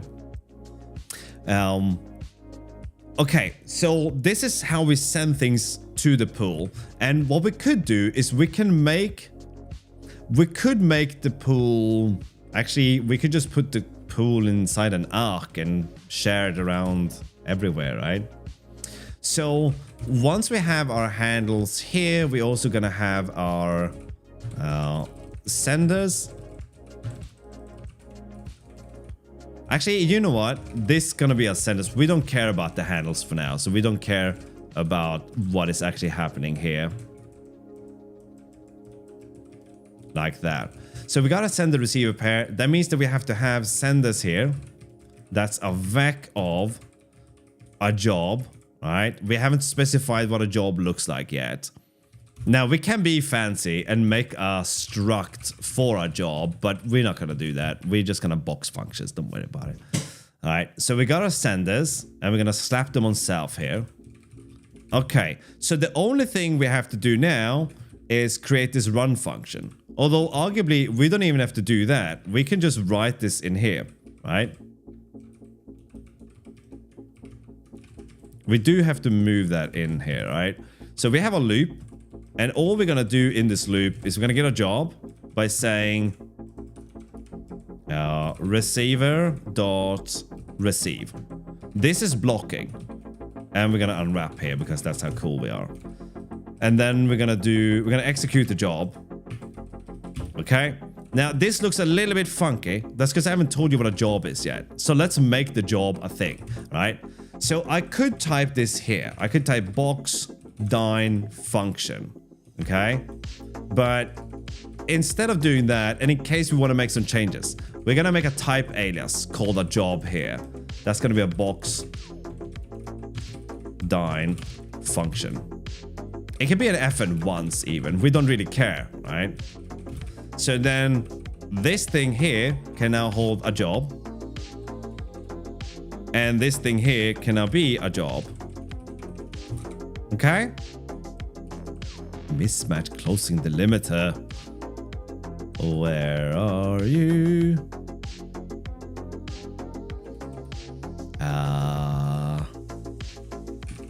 Whoops.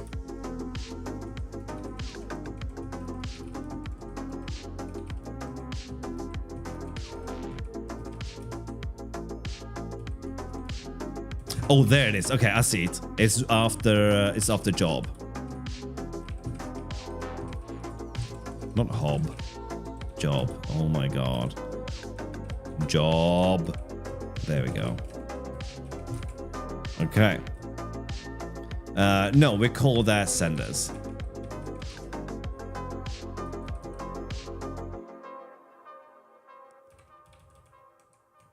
What? Oh, MPSC, sorry. Typo. Type annotation needed. No, it's not needed, alright? You are lying to me. Because we pushed the sender into senders, and then we store senders here, and send is a vec of job. So how can you say that that receiver is unknown? Mismatched types.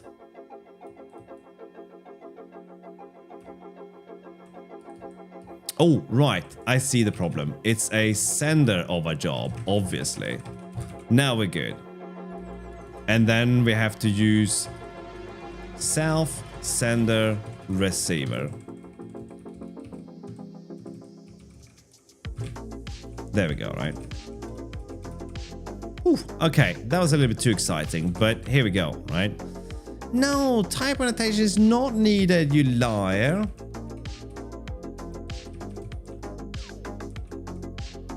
Type must be known at this, but it is known at this point.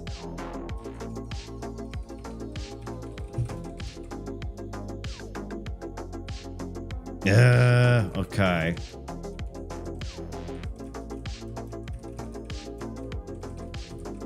There we go. Right. So it's when really? Okay, you know what? Be like that. Okay, here's our thread pool. We need box because we need box because we're gonna box we're putting a trait object in there, right? We can't share a reference to it, right? So let's start a pool. We need some way of logging this thing, right? So let's print out thread ID ran. Okay. So we need an ID for this thing. And we can just use I for ID. Okay. So let mute pool equals pool new. We make one with 32 threads. All right. I was gonna make one with 3, but that was a typo. Okay, so pool.send. And here we can just box new. Actually, why bother, right? Why not just take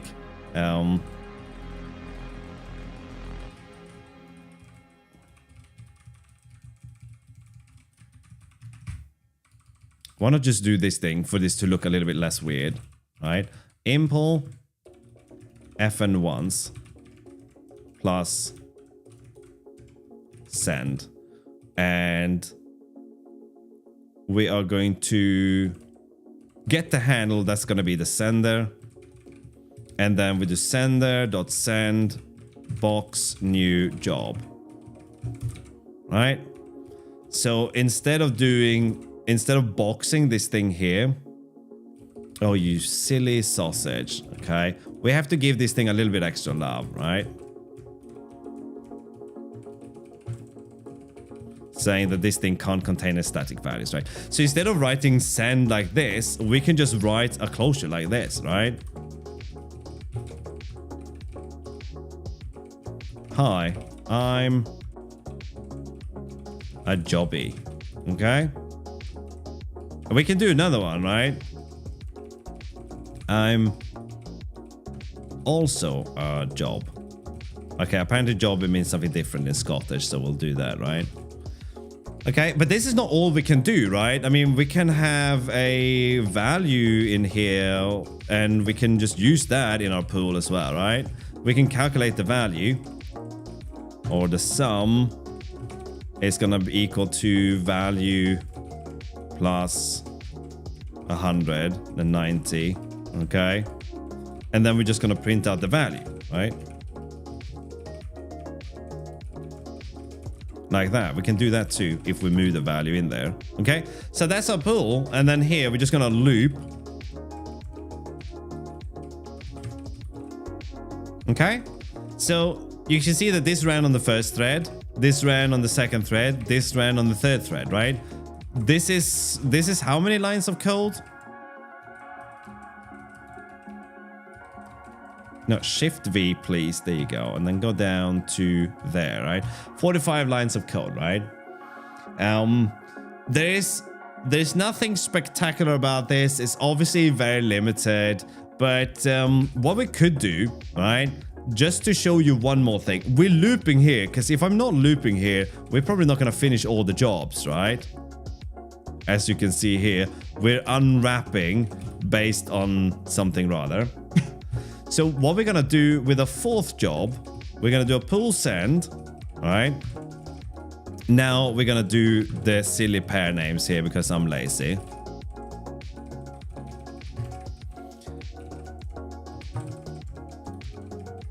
Okay, so we're gonna do RX receive, no, TX send, true.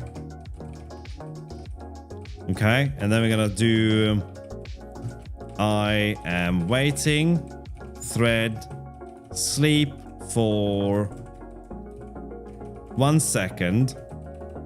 Yeah, shut up, Vim. Sleep for 1 second and then say I am done waiting. And here we're gonna do TX to receive. And that's it.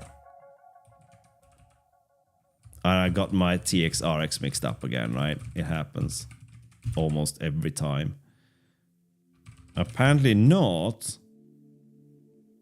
Oh shit, I wrote the wrong thing. There we go. Right. Okay, so here we're sending a job that can communicate back to us, okay?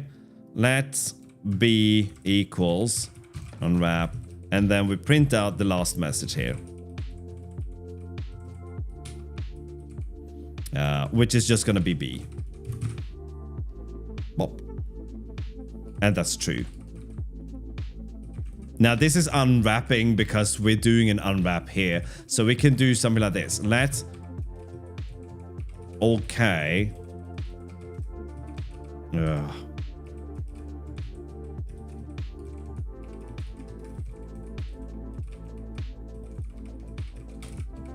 Result, job, don't care about the error type, else, continue. If you can spell continue, that helps, right? So now we won't get that unwrap business, and then bam, it ends, right? We need type annotation, Kuhlman. But yes, so this is basically thread 1 running, thread pool, thread 2 running, doing the calculation, and this is the last thread saying that it's waiting, and it's done waiting here, and then we run the last thread, and then it's done, right? How you doing, Kuhlman? How you doing today? So this is really simple stuff. It's simple once you kind of put together how it works, right? Yeah, so if you can make these kind of one-shot channels if you use some other library as well, but really you can write some abstractions around this as well if you want to. It's Greek to you, okay, but let's unpack this in terms of, let's do some trite metaphor for this maybe. Imagine that we have a thread pool with 4 threads in it, right? So we change this to 4, okay? So we can pretend that these 4 are 4 factory workers with mobile phones, okay? And then you have 1 line manager, and that's the only person you can communicate with. You are not allowed to talk to the factory workers, okay? Because you smell funny and you're weird according to them. But we all know who's weird, right? So, Joe Neal, if you talk to the line manager, that's like saying send, right? We're sending the job, and the line manager is in charge of giving the job to one of these 4 guys. That's all we're doing. Right? You call the line manager calls the worker and tells the worker what to do. You don't get to be part of that side, right? We're just sending the job. That's all we're doing, right?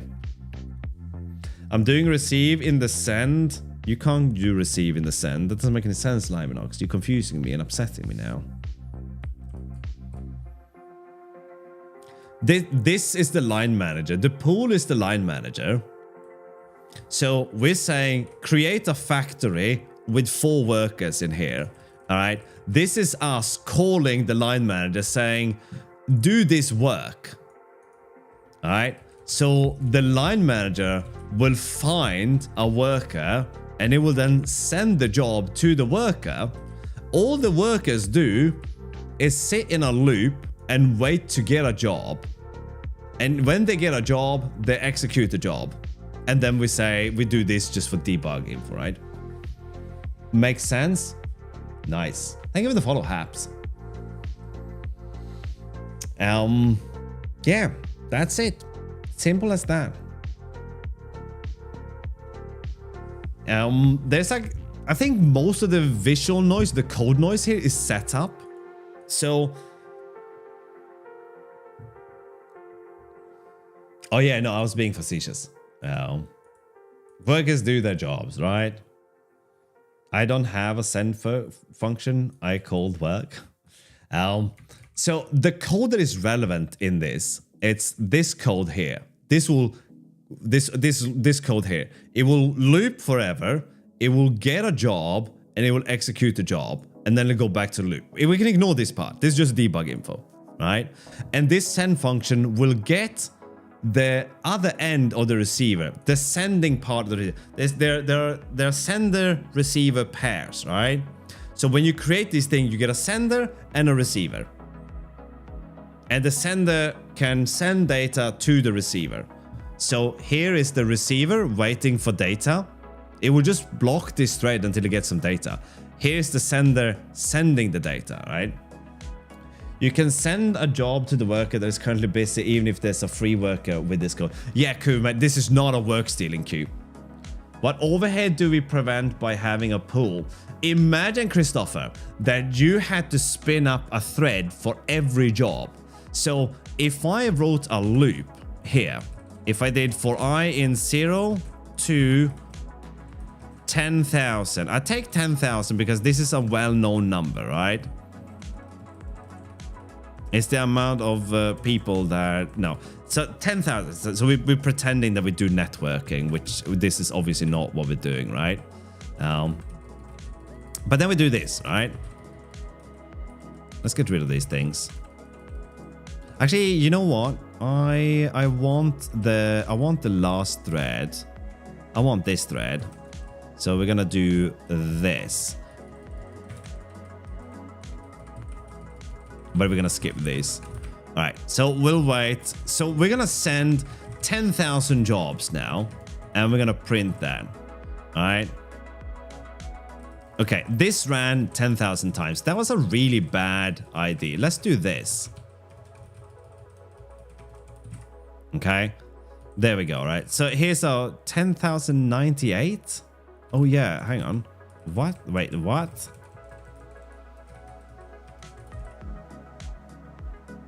Okay, all right. Let's not worry about it.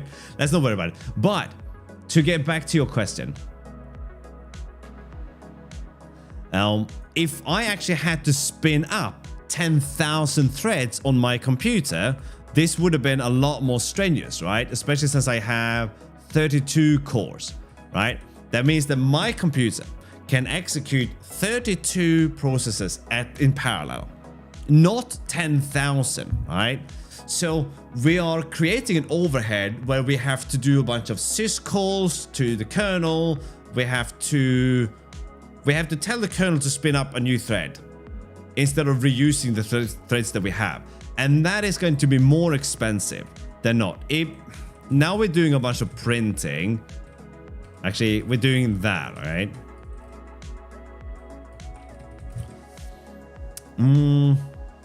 I wonder what we could do here. Yeah, honestly, I don't know. All right, let's just wait 2 seconds here. Right, there we go. So we need to give it a little bit more time, right? So it's expensive to spin up threads, Christopher. That's the long and short of it is this. But please don't take what I'm saying as, okay, spinning up threads is bad. No. It's perfectly fine to spin up threads. Spinning up threads isn't that slow. But if you have to spin up 10,000 threads, it's gonna be slower than using a thread pool. Because you are making the operating system, the kernel, do a lot more work that it doesn't have to do, right? we're doing the scheduling ourselves, even though there's no scheduling. We're using round robin.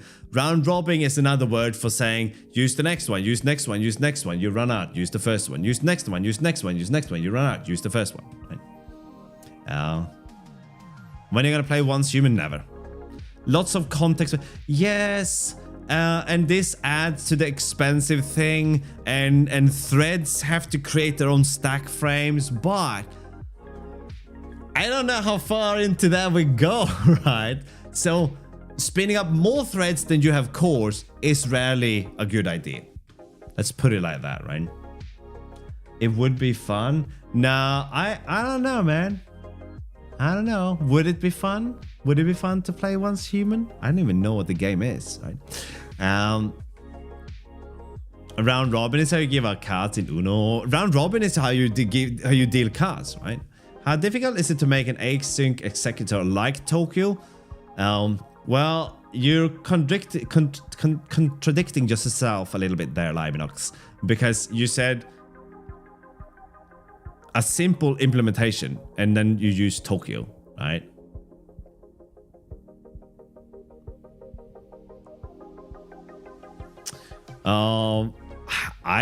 I have done Blender on a 1080 GTX, so I don't think 4070 is gonna be bad. 7900, isn't that kind of what we have here?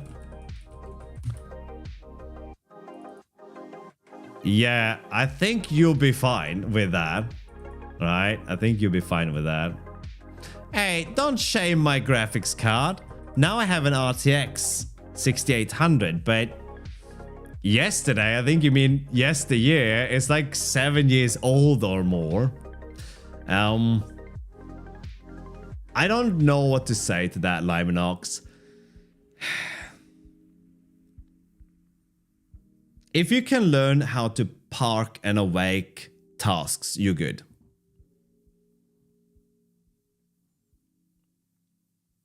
You have a 1080? Yeah, I mean, I still use my 1080, right? My other computer, my kid uses my other computer when we game. And it's got a 1080. We played games. We played Raft. We played Deep Rock Galactic. We played a lot of Minecraft, which obviously gonna strain those resources, right? So no, it's all good. It's all good. Okay, so that was a thread pull, and now we're done. Vale. Adiós, la piscina. Okay, so where were we? Where were we here? Right? Okay, yeah, debuggery. Okay, horrible debuggery. So what is happening is I think we need to clear a component before anything else, right? This is happening on tick. But I wonder if update is actually doing. Well, small is... No, small is not a standalone crate, Hooverman. Or am I confusing this with something else? Isn't small a small crate made up of lots of other crates? Right. I'm not trying to be Conan the Contrarian here, but I do think the small is actually made up of lots of other crates. Yeah. So that's the one, right? I think async executor might be the one to go, right? I think we can look at this thing maybe. I have no idea how many lines there is in here. So maybe look at this thing. Let's have a quick look though, right? I don't know what that spawn function looks like. It's not big. That's what she said. All right, shut up. All right, let's see. An atomic pointer. Oh yeah, you're not gonna do this. You're not gonna do this without unsafe.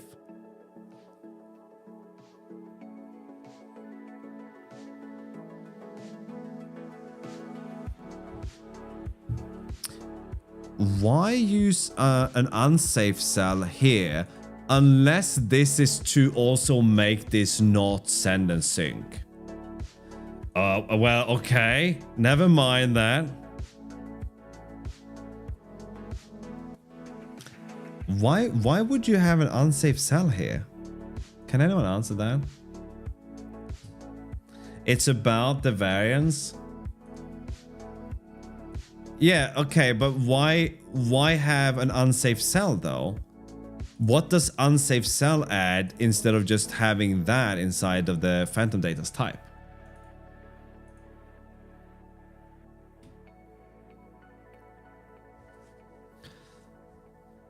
Okay, so and then we have some debug, and then we make a new one. Yeah, that's why I'm so confused. Why use unsafe cell? Okay, anyway, who cares? Well, I cared, but let's move on. So let's look at spawn. It's gonna do self-state active lock, and let's look at state. It's just an atomic pointer to a mutable, to a nullable pointer, right? Yay. So that's obviously good. And then, so everything's gonna hinge on state here, I think, right? Unsafe Rust code, I know, right? We might as well just leave now. Okay, so let's have a look at what the state looks like. So we're gonna get the state and save the T in the future or send.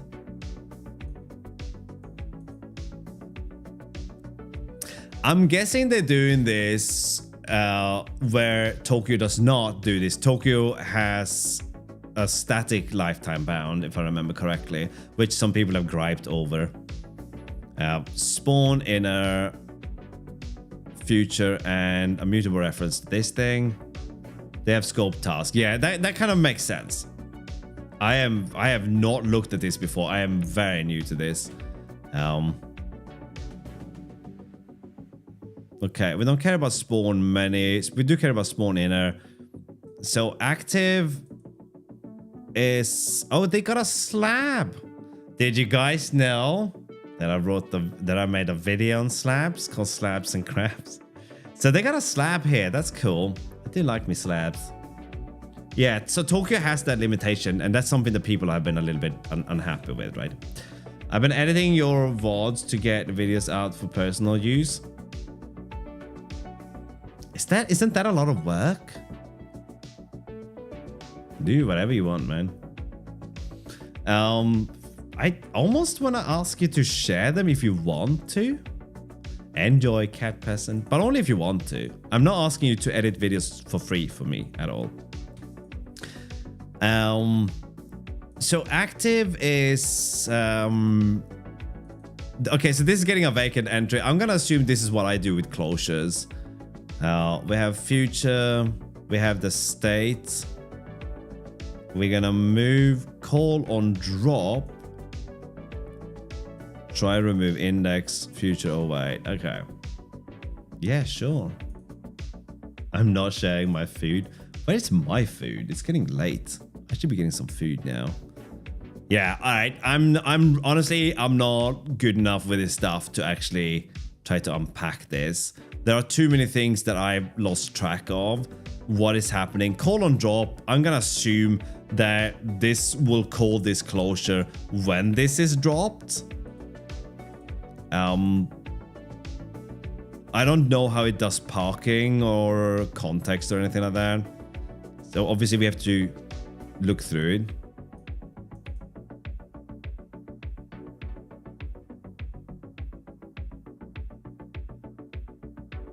Okay, it's gonna try this. So a lot of it is on the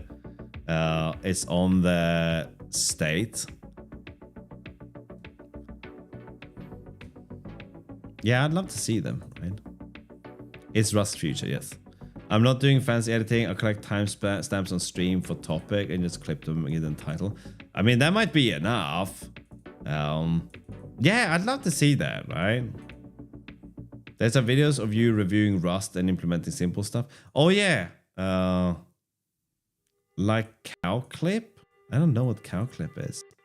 This is like defer. Oh, yeah. I was like defer, but in my head, Kuvi, I read like deref, and it's like, what? No, you're right. It's like the third. Okay, so then we do state. So a lot of it is on the state.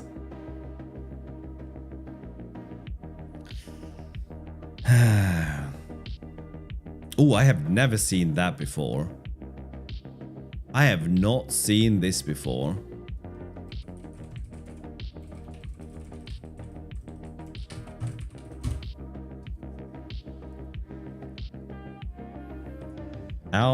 Yeah.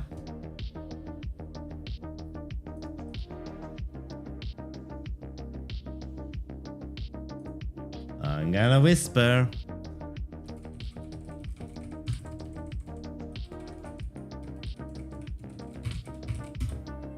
There you go, Liminox. It's all good.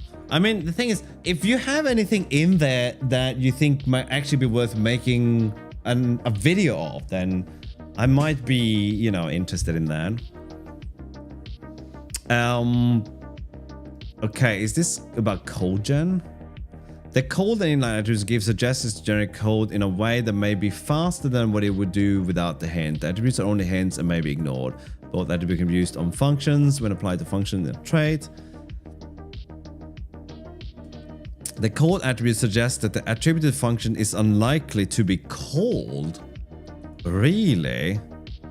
Oh god, yeah, don't stress. And don't feel like you have any obligations. To me, it's like super nice if someone has done the job of doing that. Right? I should be so lucky to have someone do that. So I'm like, don't feel like you have to. Even if you get bored of it, just don't worry about it. That's cool. I had no idea about the code. The alloc state. Okay, this makes sense. So this function is unlikely or rarely going to be called. Let's see what the wording was. It's unlikely to be called, okay? Which I'm guessing it's going to maybe be called once or so, but it's unlikely to be called in the grand scheme of things. And this makes sense because this is happening if the pointer is null. So this is like an initialization step, and that's it. There is no Rust content on YouTube? What? Isn't there so much Rust content? My socks are on fire? That's how I measure the amount of content. A simple executive that would box every feature and poll in a loop should be relatively simple to write without unsafe, I think.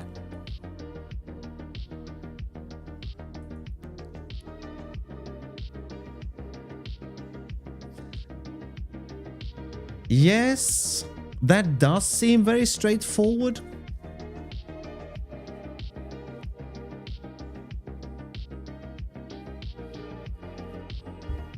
Yeah, it doesn't feel like it's about code generation. It feels more about optimization, but still.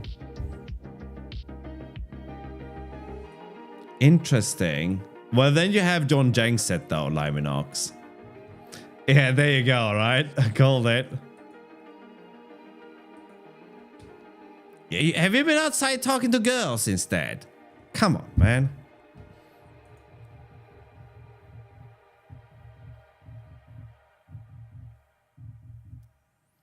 Okay, well, I have asked on Discord if you peoples have, you lovely peoples, have suggestions for video ideas because I had one and it sucked.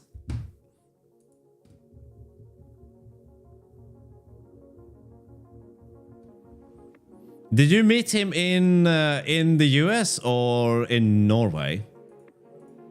Yeah, he seems like a really nice guy. Yeah, it does feel like initialization code, and I guess this is about optimization more than anything. It's very, there's not a lot about this.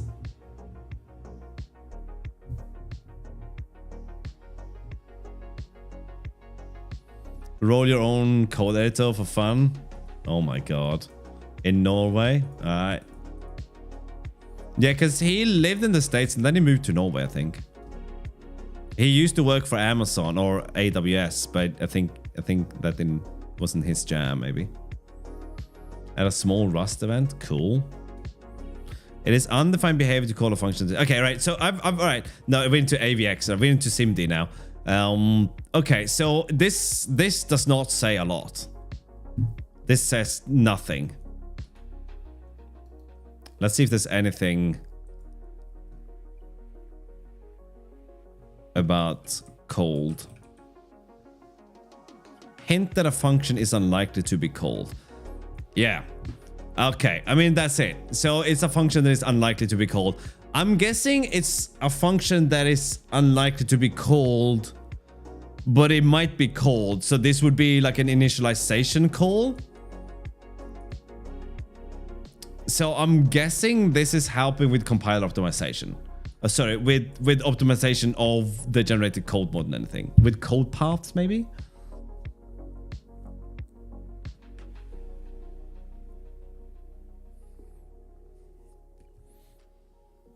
Oh, I did a locks implementation, but I skipped a bunch of things. Man, that book is so good.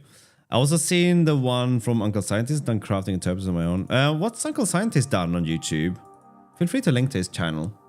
Uncle Scientist is he's got such a cool vibe, right? Like he's like a you really get the Uncle Scientist vibe from him, right? Okay, I've lost track of what I was doing because I'm too much of a squiggle, but I wanted to see the state before we do anything else.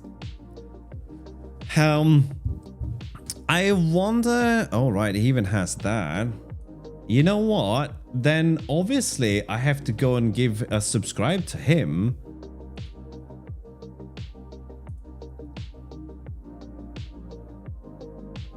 Thank you, Locomotive, for the sub.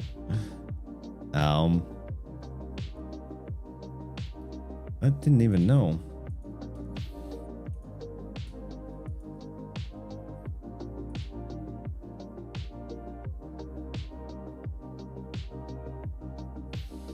Maybe.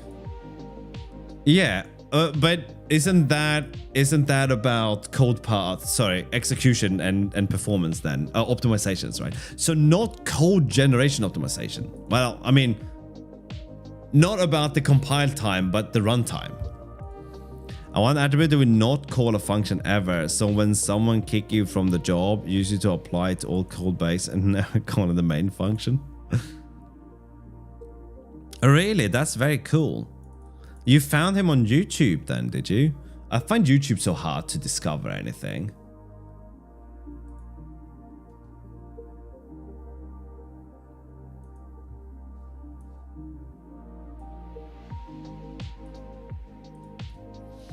Okay, show me the state then so I can get on with my life. Then we might look at what Kuviman said about boxing things and have a look. Okay, so for some reason I was expecting this to be an enum. Oh god, I hate GitHub sometimes. A read or write a lock with a vector of arc concurrent queue runnables. I don't know, but that's funny what it is.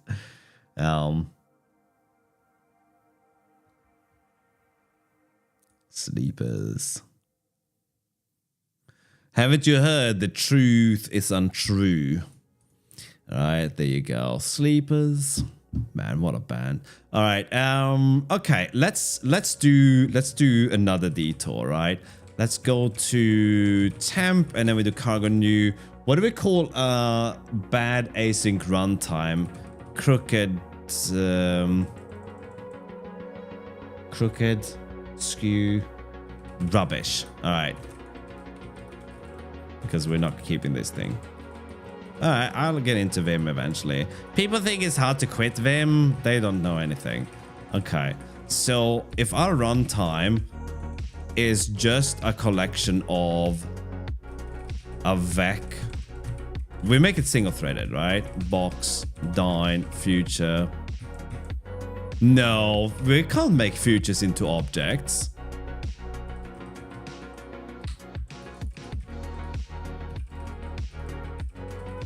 They are not object safe. Well, okay, they are, but what do we put as the output here?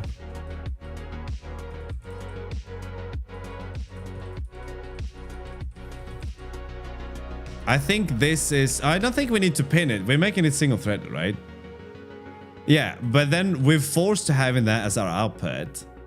But let's see how this works though, right? Let's import the runtime.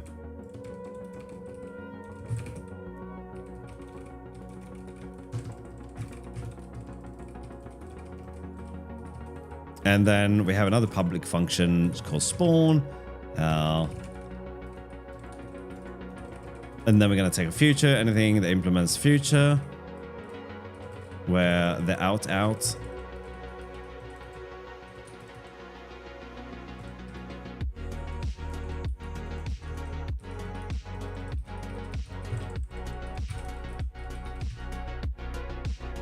So really, we could try to execute it before we do anything else, but we can do... yeah, you're right. Yeah, we're probably gonna need that. So we're gonna do box new future, so we can push it there. Spelling, man. Okay, so this thing needs to have a...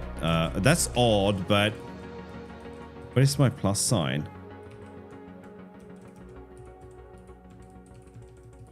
The more tired I get, the worse I type, right? Ain't no 135 words per minute here, is it? Right? And then... But this just lets us spawn futures. It doesn't let us spawn more futures while it's running. Right, so if we have our run function here, we can just take ownership of self then for task in self.inner, and then we want to do that. Right now, how can we pull these though? We don't have a context. And you're right about the pinning part, but how do we do this? We're gonna need a context for this. Why can't I?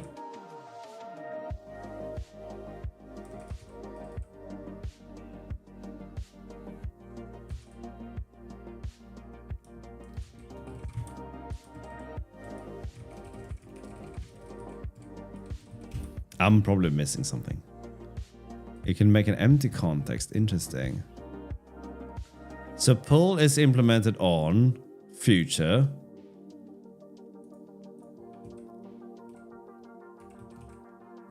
Why is that?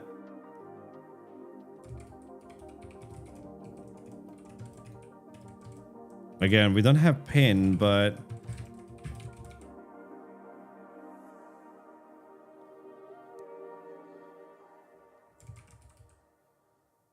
is this for...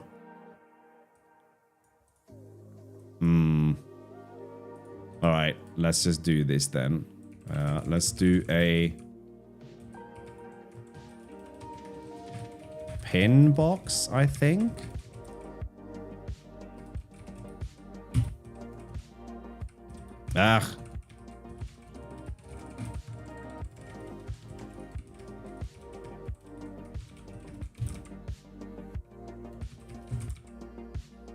Okay, so we can do this. Now, do we need a context then, right?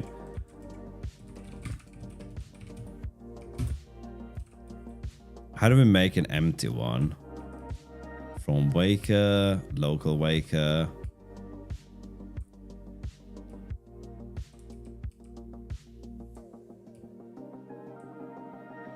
How can we make an empty context? Yeah, let's have a look at a waker. There we go. So that's... Oh, fiddlesticks. Is there no... No, what is this? That's rubbish. That can't be. All right, let's look at the context. So we can make one from waker. So we need a waker, but let's have a look at what a waker actually looks like. Oh no, it has private fields, so we can't just make a waker. We need a function that returns a waker from raw. This is the way we're gonna do it.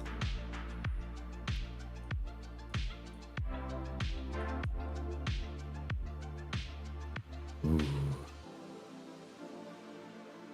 Okay, wishing to avoid unsafe code may implement the wake trait instead at the cost of a required heap allocation. Hang on.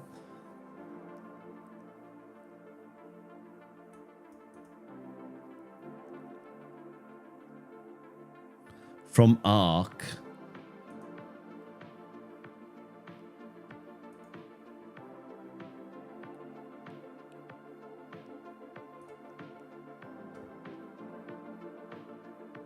Yeah, so we have to implement the wake trait then, yeah?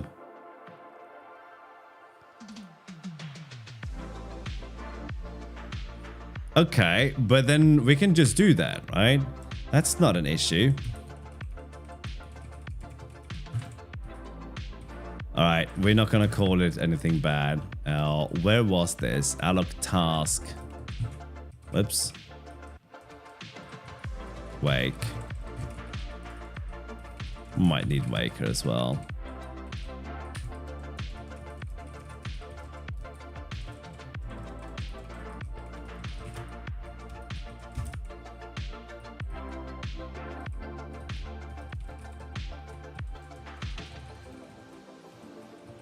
Thank you for the follow. Okay, so we're just gonna pass in Wakey here. Or Wacky is what it's called now. Sort it out. Expected a Waker. Oh, right. No. We have to make the Waker first, right? From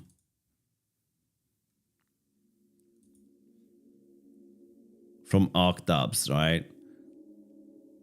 So we just need to wrap this thing in an arc.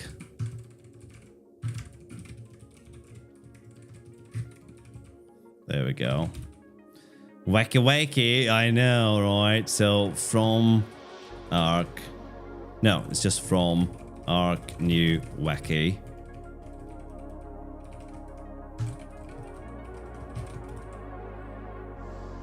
Oops. Yeah, calm down, Paul. Okay, we're getting somewhere. No, hang on. It's a context, right?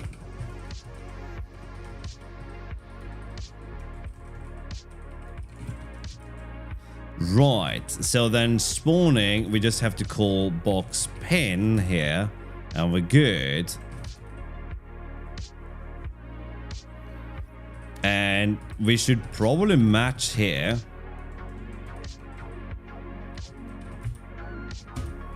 And if it's pending, then what we could do is we can just do this, and then we can put it back, right?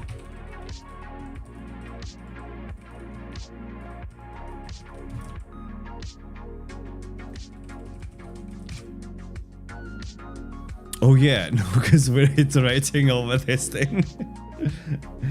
No one does live Nox, don't worry about it. So we can't do that, right? But we can push it onto the end. So we could do this for in02 self.inner, okay? You see where this is going, right? No, yeah, then it would be self.inner.remove I. But if we do that, then we're changing that, okay? So instead, I guess what we do here is we drain this. Alright. Oh, nuts. We can't do that still. Oh. Yeah, I was kind of thinking that we could do that. Then we probably don't want a vector. We probably want a vector queue in that case. You know what? I'm not that invested in this thing, okay? So we're gonna do... we'll do a loop here. I'm not that invested in this thing that I want to import something for that. So we're gonna say task is equal to self.inner.remove 0, which of course is bad. It's shifting everything down, yada yada yada, right? No, nobody cares, right? So if self.inner.len, or sorry, self.inner is empty,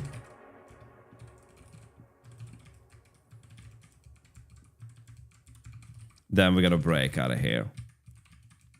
So So we're going to remove this, and then we're going to pull this thing. And then if it is pending, then we can push it back. So that's kind of okay then, right? There we go, right? Yeah, this is definitely a bit special. But, okay, so we have a runtime, but I don't think we can really spawn much onto this runtime. Well, we can try. So let's have an async function.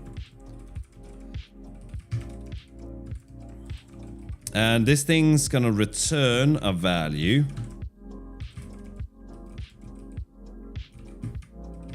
That's good, right? Welcome back, Temporis. All right, let's have a runtime.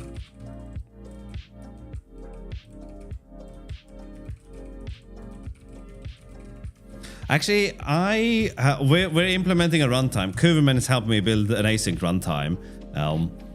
This is not an async runtime that you should take into the wild and start using. This is like, this is a very contrived runtime. So let's spawn onto this runtime a future. So we do an async block. We don't actually need the move in there, but we can do it anyway. And then we do runtime.run. I'm an idiot, by the way. I totally dumbed out. I said that this is bad, or it's not bad. I said that this thing means we can only have these things, right? But that doesn't matter because that's just the inner, like that's just the original future, right? So here we should be able to say let value equals to lol await. And another value is lol await, and then we can do something like an async function called add, not as, a h32. That's a new thing, right? I'm clearly trying to type faster than I'm capable of, and I'm not doing a good job. There we go. All right. Oh, you need function in there maybe. All right, so let's just do result equals to add val another. Oh wait, yeah, has anyone seen Soul Burning Forever? I asked the other day, but I haven't seen him. Right, let's just whoops, come on, man, let's print out the result.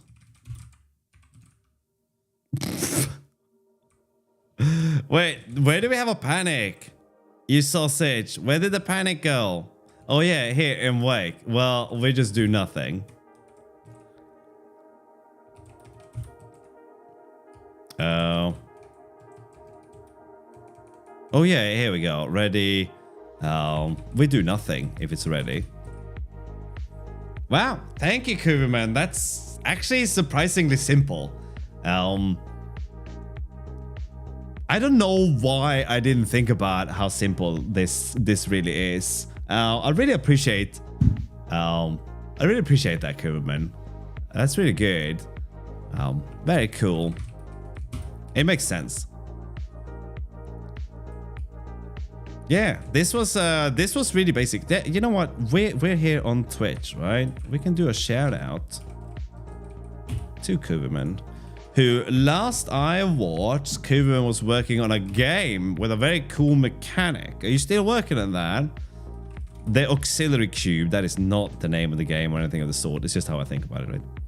Yeah, of course you can, right? But first, let me bore you with the explanation of what it is. Actually, no. Let me curl this to you.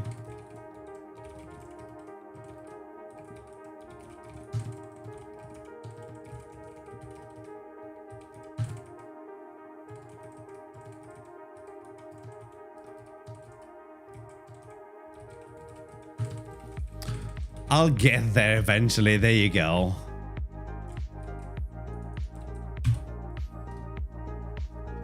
Oh wow! So this link to the Steam page, Kuverman. Please do link to the Steam page. That's very cool. This started as a jam game, didn't it?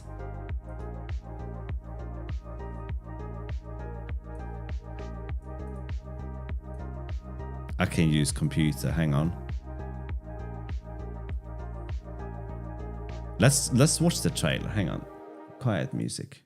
There we go. We have to give this thing a little bit of love. There we go.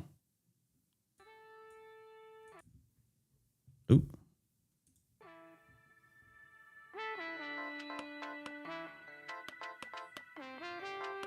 Look at that smug square. Oh, you done it now, son.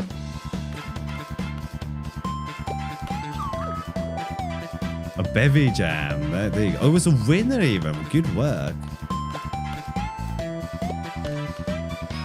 This is such a great idea.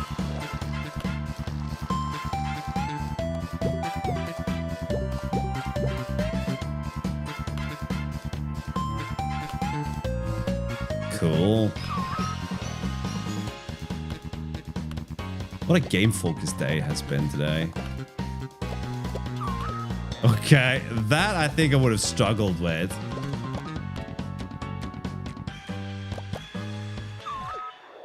That's very cool. It looks like it's ripe for Nintendo Switch as well for some reason. Maybe it's the colors, but it really makes me think of that.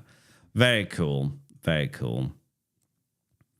Yeah, I'm gonna wishlist that, but I'm not logged in now. I dox myself every time I log in.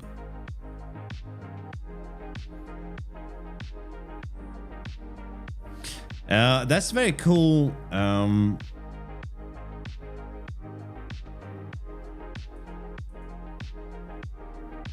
Yeah, I think that looks like a really cool game idea. All right, okay, so we managed to do this. So we built an ASIC runtime. Rob Schneider is the stapler. Okay, so where are we with the thing? I'm gonna try to remember this thing. Did I send you the link, Liminox? Yes, I did. But okay, let's just talk through this thing, really basic, how it's working, okay? I don't think we're ever using this. We're never putting any task to sleep and then waking it. I guess we could if we introduce multiple threads, but let's not worry about the waker for now, because we're not using it. We're doing a very naive implementation. We're not actually parking and waiting for anything, right? Already busy running. Okay, what I want you to do, Liminox, is I want you to look at this code. I want you to have the code that I linked to, but I want you to write this implementation yourself. Usage of Waker depends on the futures you spawn. I guess if you have a blocking future, something networky maybe. Okay, so our runtime, all it does is store a collection of futures. So when we spawn a future, really, in our case, we could have settled for just one future that we just try to drive to completion. I don't know why we have a vector in this case. We really don't have to, right? So we could spawn multiple tasks here. We could do this twice if we wanted to, and that's fine. But in reality, I think we probably could just do with one, like a root future sort of thing. When we spawn a future, all we do is boxing a future. Sorry, we're pinning, boxing and pinning a future. So this is very similar to what we're doing with the thread pool. So, well, I say similar, but yeah, we're just pushing this thing, but instead of pushing a function that we're going to use somewhere, we are just storing a future we're going to use. And then when we run, we take ownership of self. We create a waker, but this is really just a, I hate I can't do that, a dummy waker. All right. So I don't think I would do a good job making a video on this topic, but it could be done. And then we're just going to run this loop until we have no more futures to pull. And we pull the future, and if it's pending, we're going to push it back. But in our case, the future is never pending.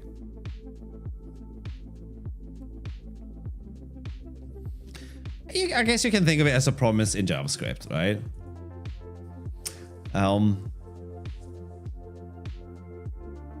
With one future, it's just the same as execute the block on. Yeah. The pin. Okay, forget the pinning for a second. What's the checking part? What is checking in this? My tragus is itchy.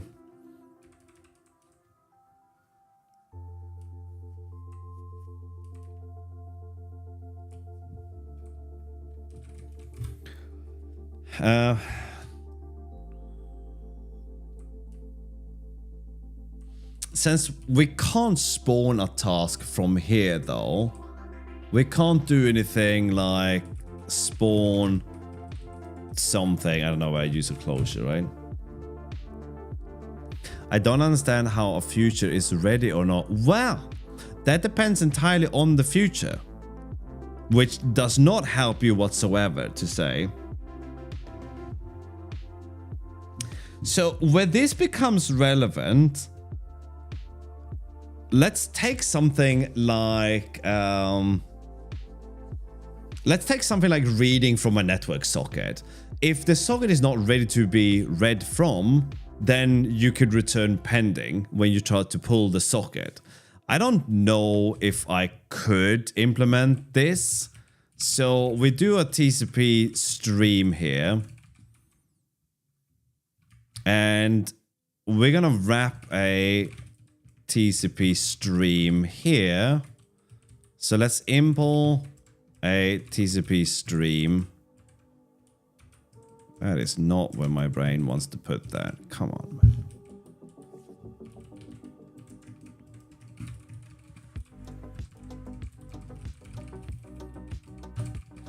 And we can just pass a net TCP stream in here. And we're going to make this mutable because we're going to do stream.set non-blocking maybe to true. We're going to write a very naive implementation here, right? So we're going to set this to non-blocking and then we can import future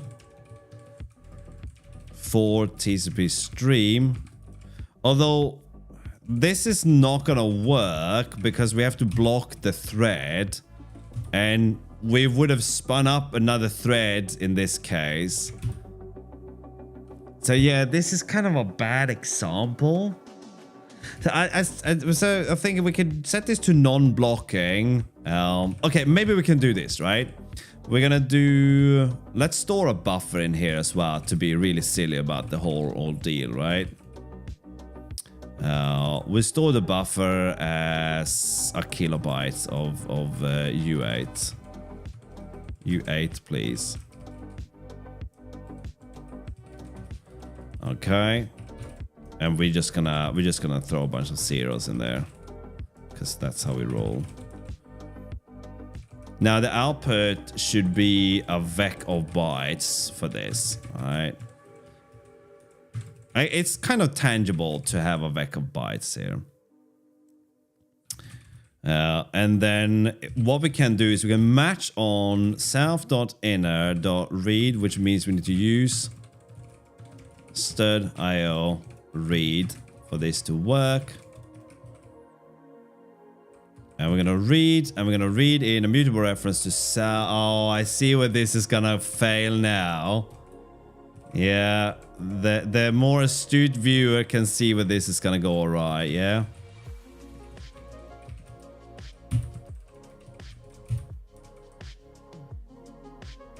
Yeah, that's not gonna help, is it? So we need to have the buffer here.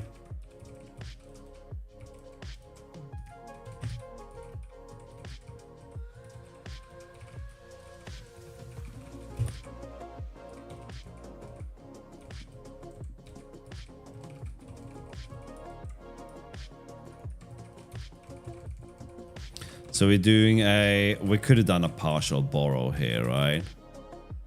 Oh no, it's not loving it. Yeah, we can't do this. I don't think we can ever although arguably this should be fine, but I think this is because it's pinned, right?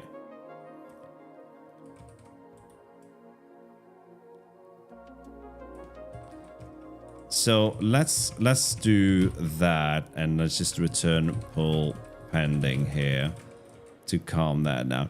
So we can do this, but we can't borrow this. We can't do anything with it. So this is a little bit weird to do it this way, because we would really have like a read function here. A pub async read, but and then into something that implements read or whatever. But we can't call self.read though, right?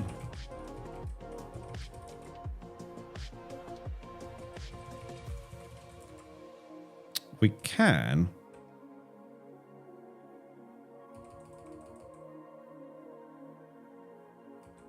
Okay. Yeah, so I overcomplicated this a little bit. Then in that case, what we're gonna do here then is we do the implementation up here. This is not how you would do it. You would read into an external buffer, but this is just for the sake of trying this out, right?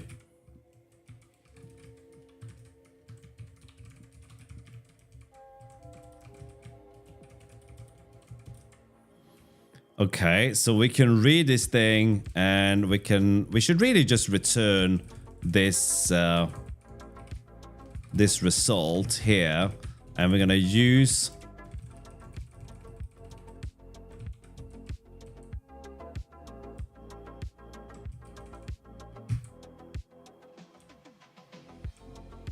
I am having like a massive brain fart of my own keyboard. Result. Right, so our read function is just gonna do that.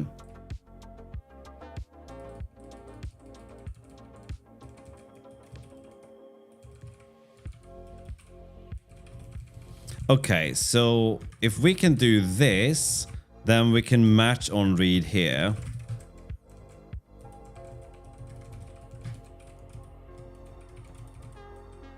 No, don't. Oh, hang on. We can't await this, can we? This is not supposed to be an async task. I'm being a muppet. There we go. All right, we're good. Okay, so if this is a particular error,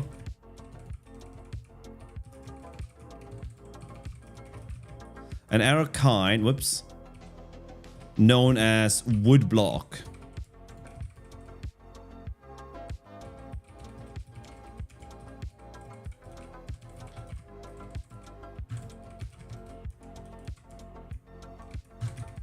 This is really inefficient code, by the way, just so you know. Right. There we go.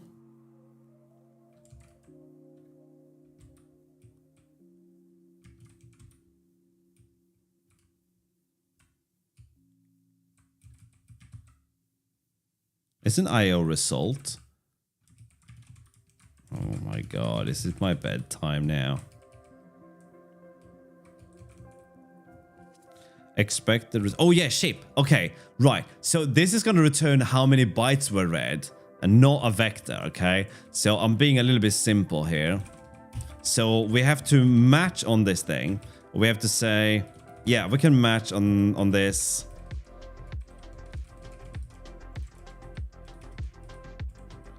And we have to do res.map n, and what we're going to return is self.1. We're going to go from 0 to n, and then we're just going to call 2vec on that. Okay, there we go. Whew, what a silly, but there you are, right? So if it is going to block, then we're going to return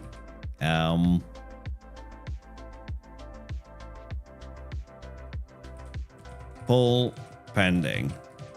If the otherwise, where's the output here? It's gonna be a result because it can fail for other reasons. Okay. Here's our data. That's gonna be pull ready data. Actually, not really.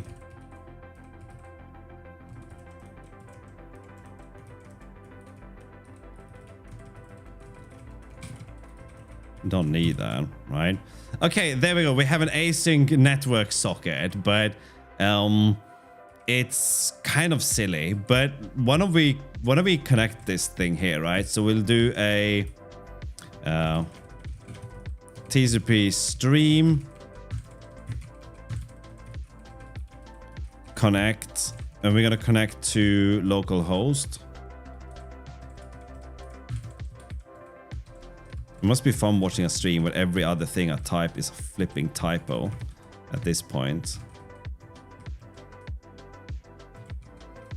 And then we're gonna unwrap this thing. Good grief. Ooh, okay.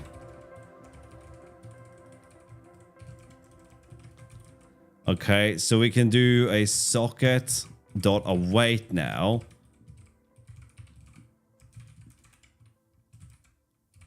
Oh yeah, you pressed Control R again, didn't you? Yes. Yes, I did. All right, no, we have to do our own sockets here. That's our own TCP stream. What the hell was that?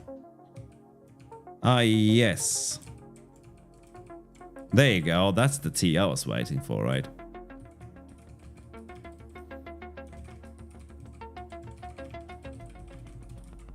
Okay, so we can await a socket now, right? So netcat hyphen or dash L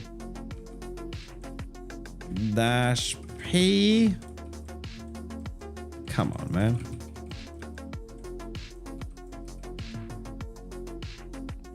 Or do we just do...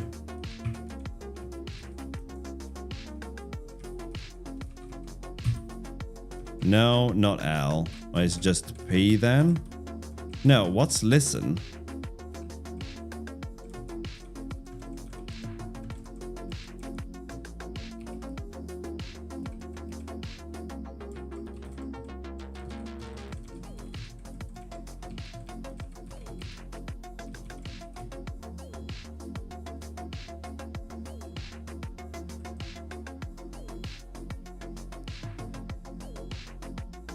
L.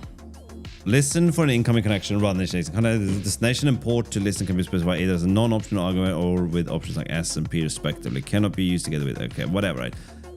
So NC dash L. Might not need the L. Dash P. No, apparently not. Good, great. Before this... Okay, let's make sure that it actually works. Netcat.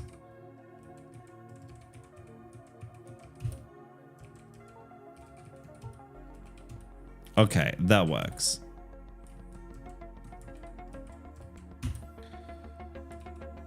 Somebody put me to bed. Right, it's a little bit early for that. Okay, yeah, that's definitely what I want to do. Don't save. There we go. No. Not alt. Get out of there.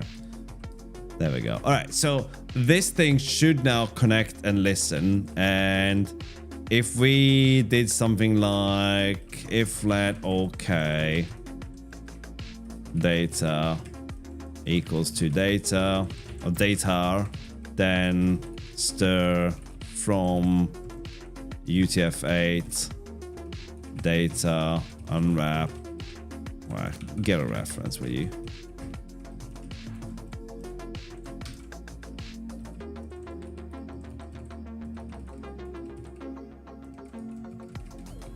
All right. Ah! I'm so large, damn it. Larger than life, baby. Right. Hey, there we go, all right? So we have an async network socket. Oh.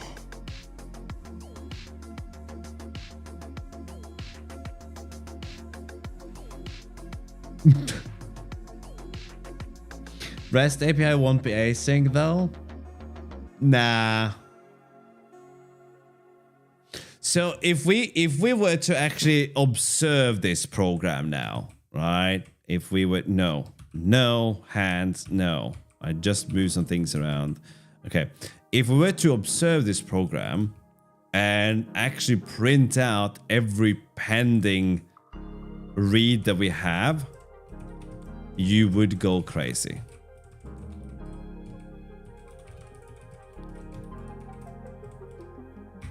No, come on.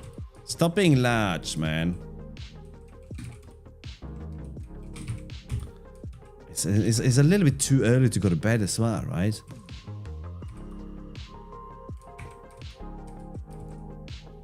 Wait, what are you complaining about? Oh, good grief. Honestly, right?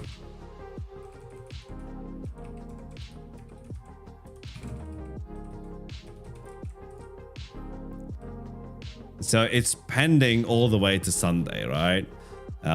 Actually, I don't know why this thing just died there, but it's not too early for bed. Yeah. Now, if you're gonna make it async, okay, I'm about to lose my freaking marbles. Did you say stress? Yes, I feel it. If you were to do this asynchronously like this is really bad, right? If we're gonna be proper about this, we would implement this using ePull or something like it, as in KQ if you're on OS X, or I don't know what Windows does. Look, there's me in the corner not caring about Windows. So yeah, we'd use ePull or KQ or IOCTL or whatever it is that, probably not IOCTL, but whatever it is that Windows uses, nobody cares. Point is, there is a way for us to do that. And then if we actually had the waker, then we could use that waker to wake up the task when it was ready to run. Okay. I guess what we could do theoretically for this, well, I'm not gonna do it now because it's way too much brain fail for me, but what we could have done, we could have we could have done the reading on another thread and then communicated the result back to this thread when we're pulling it, right? But this isn't that. We would need to get the waker from the context, right? So waker maybe, and then in another thread,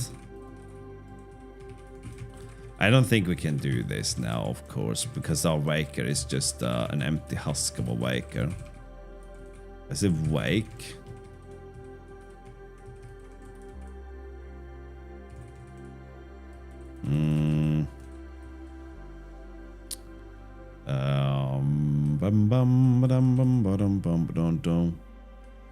It's not a local waker.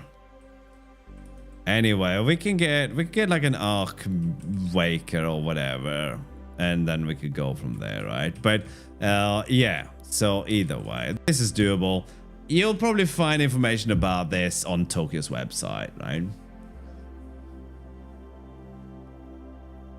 Yeah, but please write the implementation, right? Just read it, have it around, but try to write the implementation yourself, okay? This was very gross, but it was kind of fun to do this.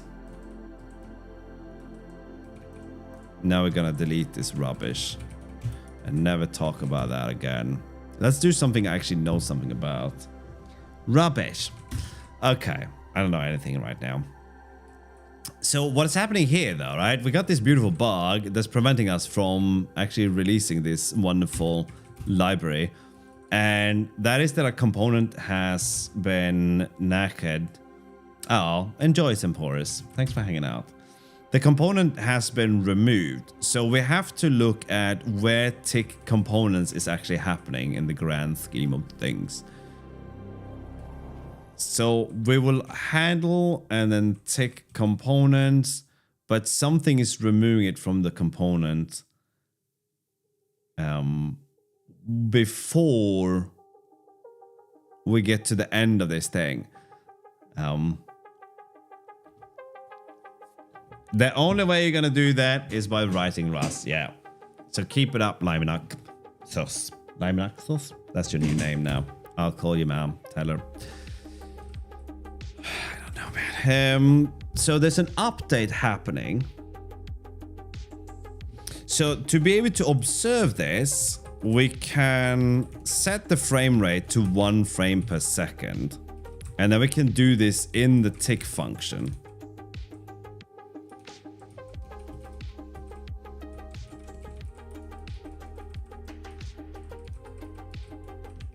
So now this program will run for 1 second and crash as the entry has been removed.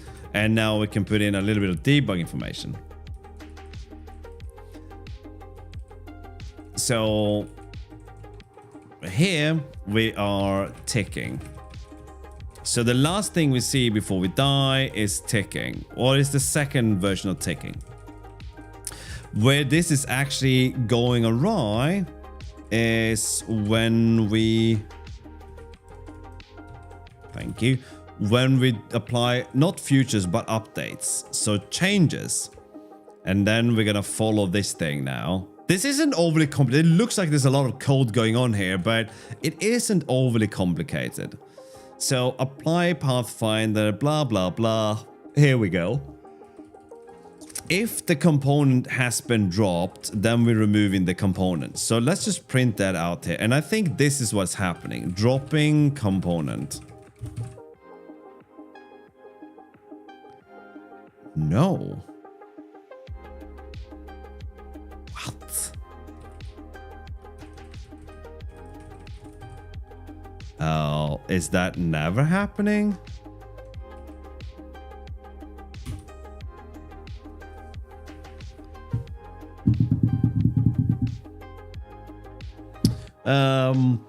I'm working on a... Let me show you the... Maybe I can show you the demo. Although the demo is probably quite a bit broken now. I need a strapline for what this is. What does this do? Well, we'll never find out because I can't spell. It does nothing. This does nothing. All right.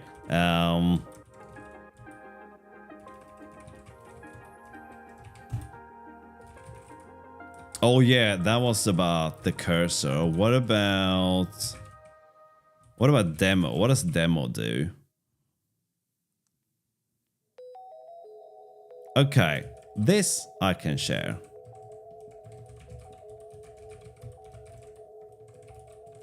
This is a terminal user interface library. So we can express our layout through a very simple markup language. So this one has a typo. It says the status rul, but status doesn't rul, status rule.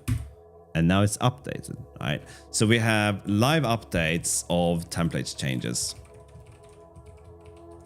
How are you? Bosh, right? We can even load external well, it's not externals. We can load other templates in there. This is about and full stop, right? Oops.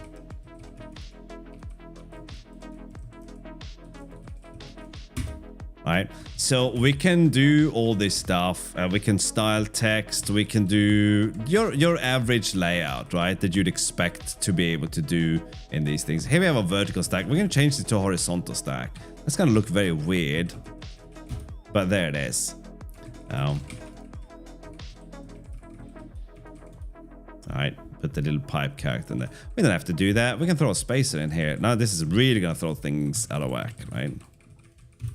Boop. Right. Can templates be compiled in a project or must they be distributed with the source? No, they can totally be compiled, right? So all you do is change the template to be... Wait. No, not yet, Filcher. Soon, but not yet. You will be able to do an include string, like a macro. That's already built into Rust, and then just pass that. But right this release, they have to be included as external templates. But you won't have to do that in the future. That's good, Liminox. I wanna hear about this tomorrow. So yeah, I mean, okay, we have something called show pop-up here. Let's go into the Rust code and look at show pop-up. When is show pop-up doing anything? Okay, if we press a key. Oh my god, the same mistake every time. If we press a key, then we can have pop-ups, right?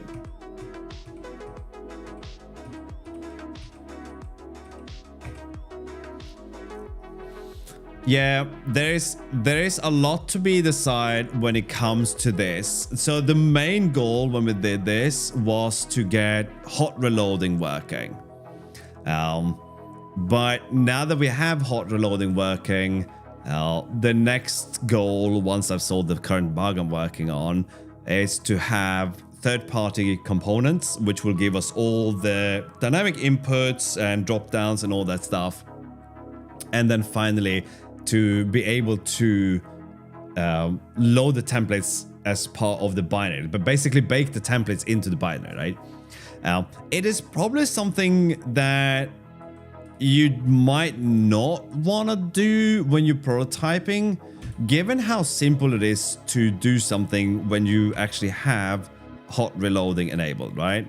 That is so not what I wanted to do. And now we got this gross thing. I moved my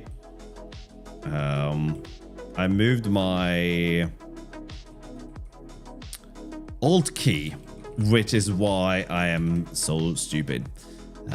But there we go. So where are we? Okay, let's get rid of this thing, right? So let's say that all you do is you have... Let me show you a screenshot from my Discord, by the way, just because it's so boss. This is what someone in the community drew in Anathema. And this thing just fills me with excitement. This is done in Anathema. This is done by Jinthi, who is known as Heartcure here on Twitch. So let's do a shout out to Heartcure. Whoops.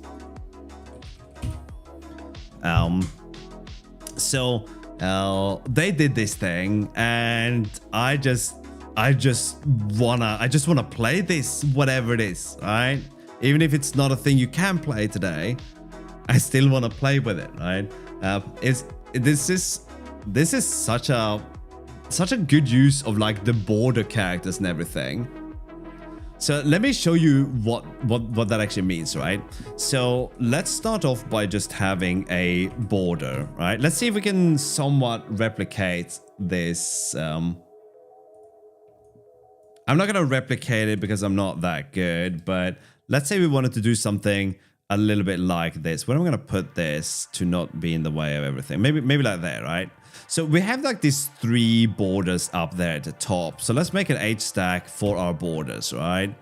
So we're going to start with we do a for loop just because we can, right? That holds the message in you are here, you are safe.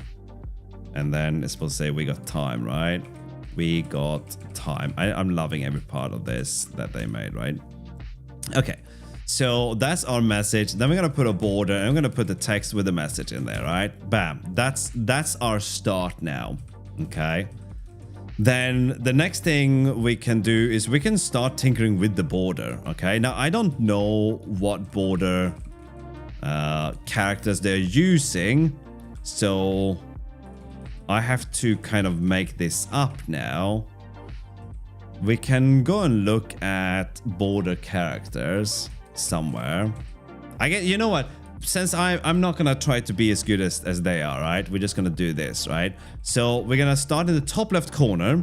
So we do a plus, and then we do a hyphen for the top, and then the top right corner we do a plus, and then we do a pipe on the right side, then we do a plus in the bottom right corner, then we do a hyphen and a plus in the bottom left corner, and then a pipe character. And all of a sudden, we got custom borders. Now, they have used a lot nicer border characters than I have. And if you want to use nice border characters, you can just pop open 4FX or Firefox. And let's just move you over there again. So let's do ASCII border cars, maybe. This will give us some box drawing characters, right? I mean, we could do an ugly box with like chunky things, but there you go, right? You can use this one for the top and the bottom, right? There we go. And then that, whoops.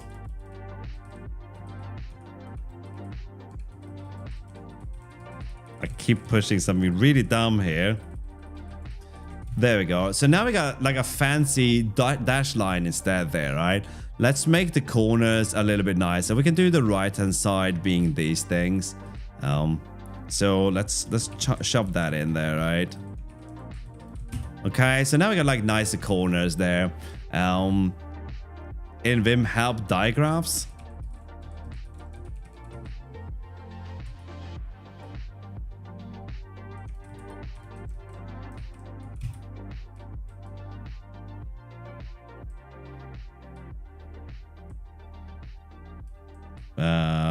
What am I looking at? I'm sure there's some cool stuff in here, right? All right, here maybe, right? Is this what you were referring? No. Scroll down. Euro.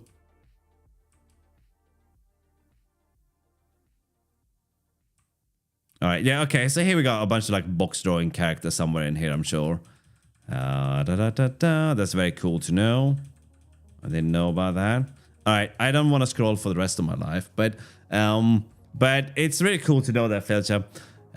So yeah, and of course we could start putting together the corners if we wanted to, but I'm not gonna go that far, right? I'm not gonna go that far. But you see, we got this thing now, right? But in their terminal, they're using all the available space up here, okay? So we can do that too. We can say that we have an expand around every one of these things, and then inside as well to make use of all the available space. And all of a sudden, we've expanded this across the whole end here, right? But since we're supposed to have like a map in the middle, we're gonna put this in a vertical stack. And then we're gonna have just our big border. Here, we're gonna expand this. Right? Ooh, I broke it. Why am I ending up in an... The reason this is broken is because of an infinite expand.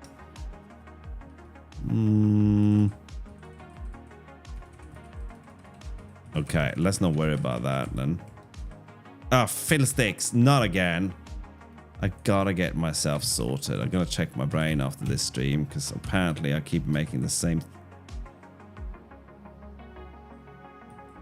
It's like I want to fail. There we go, right.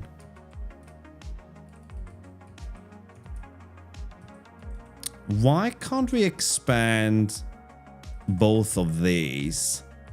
Like, why can't we put an expand here? I don't know. So it should calculate the size of this thing. Honestly, I don't know, right? So, but we can look at the documentation. Maybe we can just expand this in a direction instead, right? Right? It's like Alt and me, right? We don't get along. So if we're going to look at the expand widget, there is a direction for this. There's an axis that can be horizontal. So that's the one we want, right? So axis is horizontal. Is that going to be more favorable? No, it still hates me. That's probably because of the expand here. Yeah, right.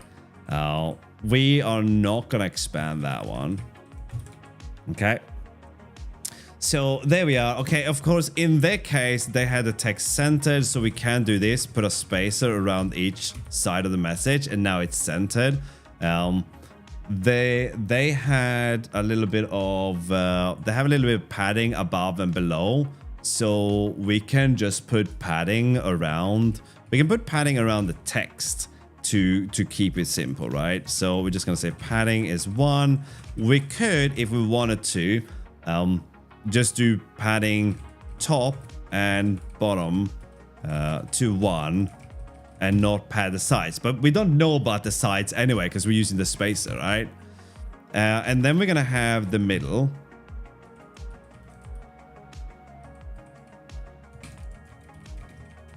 All right, there we go. So here, can we expand this around? Actually, can we just do an axis expansion here on the horizontal axis?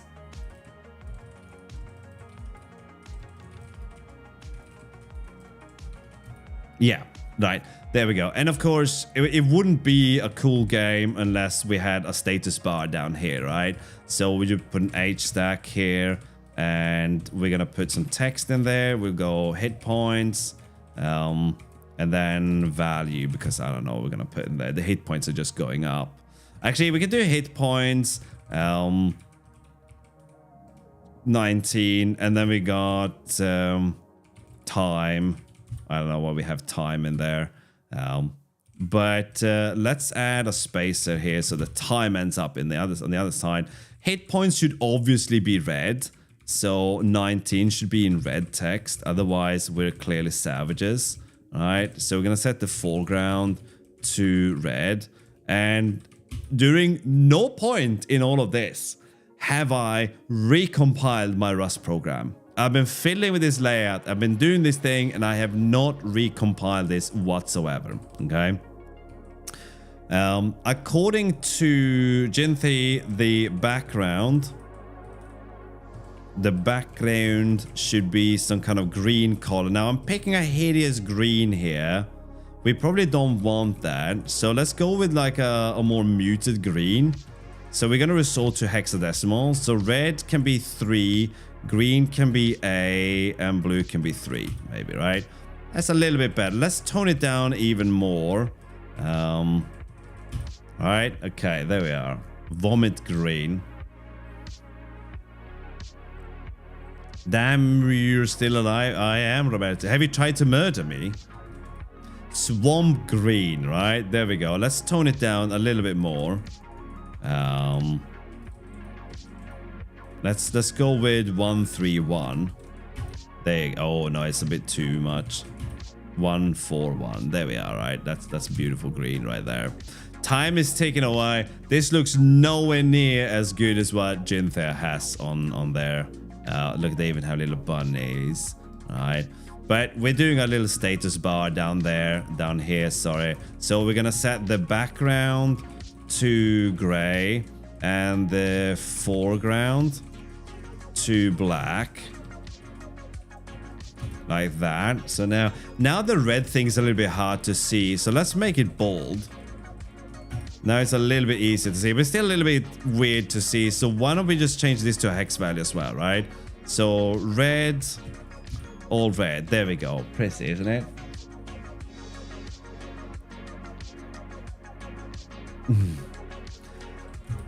Again, this looks nowhere near as good as what they had, but you can sort of see how we're building this up, right? And in the middle, they have a little box in the top left corner. I'm not going to build that. And then they had this little party overview here, although we just gone from like a hit point. But why don't we put some kind of statistics at the bottom of this thing, right? Where instead of just saying hi, we can put a V stack here. V stack, we can expand this V stack and just put the hi text in here maybe. And then underneath this expansion, we can now model our 3 boxes, right? So we're going to put an H stack in there. We want some space on the left and right side of this thing. So we're going to put a spacer on either side of this thing. And then here, we're going to insert our boxes. So we do one simple text here for We'll do a V stack. And we're gonna have, what should we have? Like we already have hit points down there, right? Let's just put our stats in there, right? STR 10. Sorry, this is supposed to say 10, isn't it, right? Int 1, wisdom 2, right? Okay, so we're getting our little character sheet up there. Let's set the background to readable black. Okay.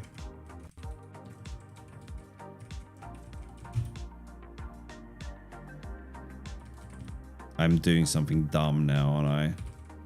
Oh yeah, I can't spell black. Thank me. Okay, and of course, it would be nice to have some kind of border around this thing as well, right? Looking a little bit better. And of course, the border should probably be the one with the background, shouldn't it? Looks a little bit better that way, right? So... Okay, and we can do this in 2, right? We can put another H stack in there, and we can put another V stack with the other stats. So what do we have? Dex 9, agility 12, and then obviously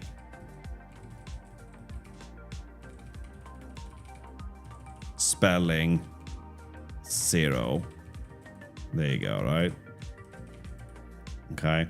But this doesn't look too good. We need a little space in between these two things, right? So why don't we put a spacer in here then? That's gonna create quite a lot of space between these two. So that's not super nice. Instead, we can add some padding around these things, right? So we do padding, but we're only interested in padding on the left and the right side here, right? So left can be 2 and right can be 2, right? And that's our V stack and V stacks in here, right? Whoops. There you go. Again, we're still designing this while the program is running, right? This is really easy to prototype your layouts with and everything. I showed how we could draw like bar graphs the other day as well. So Ginthy did something nice. They kind of filled this with little dots as if we had grass or something on the ground. So we can do that too, right? We just have to find the expansion that contains this.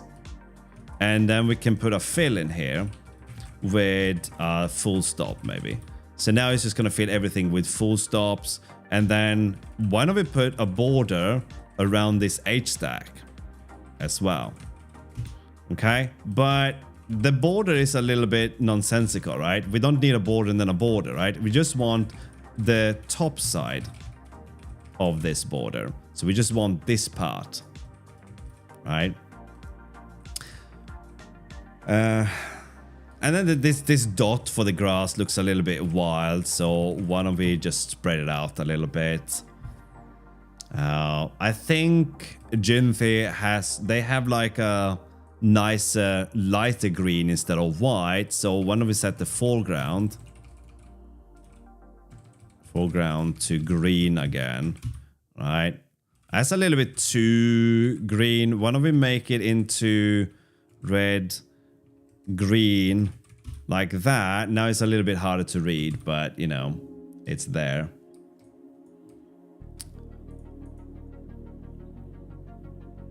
This isn't a new approach. Look how succinct this is, right? Look how very little code we need to express this.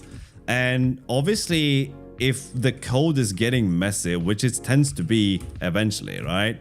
We can just take all this code here, move it into something else, which now, unfortunately, I've called this about, but then I can just load this with my about, get rid of this thing, and you didn't even realize something changed, right?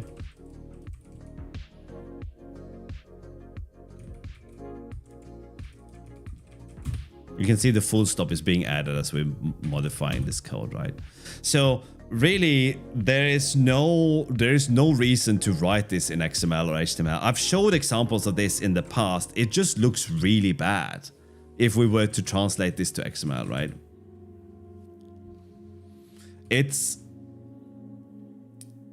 You could change this to be XML if you wanted to. You could write your own language for this and just tap into, as long as you produce the statements, you're fine, right?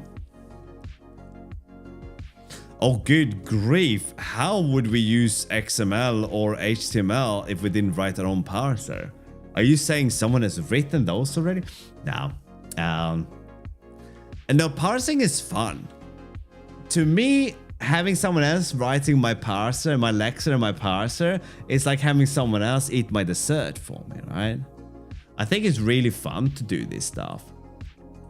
I don't have Jinthy's amazing eye for colors, which is why my bunny forest looks really bad and theirs doesn't.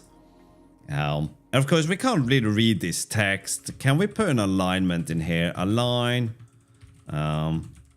And then we're going to set the alignment to center. You can spell this however you want. And then we're going to set the foreground to white. And so it's legible.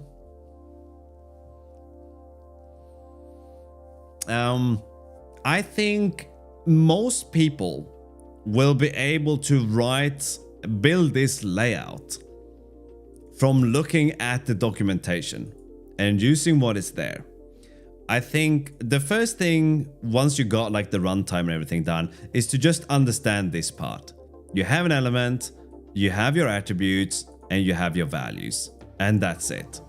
There are... well, there's a breakdown of these things, of course, and everything. But this language really is not complicated. At all. But yeah, it's reasonably trivial to express any kind of layout you want with this thing. If you want to build a layout like htop, this one is easy, right? Again, you have to translate the percentage, but this is just a for loop over core groups, right? This isn't complicated to express. You can do really simple and really easy interfaces using this. And on top of that, since you're shipping, you don't have to eventually, but since you're shipping your templates with your binary, you can let anyone else go and change what is there, right? Maybe you hate this green grass and you want this kind of red murder grass instead, right? Or maybe make it blue instead, which is also murder grass. Or cyan, which is murder grass. You see the theme here, right? It's built with the end user's ability to customize the program in mind. Think about every program that you run under Linux. They all require that you learn another configuration format to change the application. And the layout you can change in your application is subject to what that configuration is. Then you imagine that you have two applications written in Rust with Anathema. You learn how to modify one, you will automatically know how to customize the other one, right? Because it's such a basic language to do layouts with, right? It's very simple. And obviously we have to make some games with this, right? But alas, this has a bug. And I thought I knew where that bug was, but I didn't. This breaks because an entry has been removed, but we never seem to be notified that the entry was removed. The solution to this particular problem isn't hard. We just gotta make sure that if you remove the entry, we clean up afterwards. But we check that the entry exists, but I feel like there's something more fundamental missing there, right? But you totes have all the power to express your layout. Or we write our own top implementation and then anyone can have whichever fancy looking htop clone they want, right? You just have to tap in maybe something like the PS crate.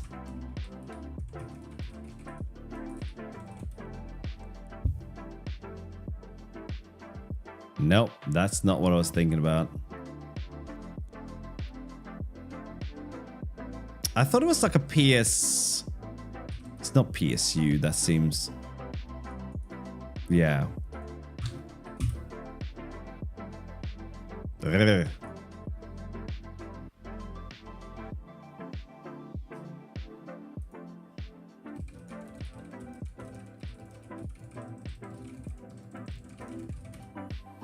Is this gonna take me to a stupid ass game? Sysinfo, maybe?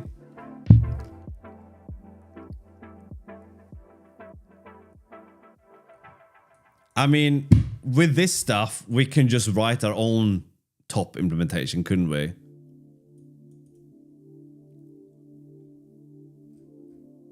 How... I'm a little bit tempted to do this now, just because, alright?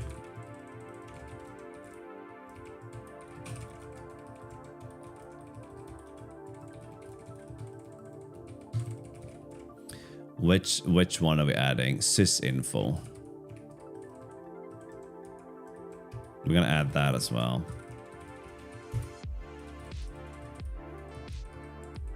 Ah! That is not what I wanted. Get out of here. That's what I wanted. No. Anathema, Prelude, because I'm a bit lazy, and Component.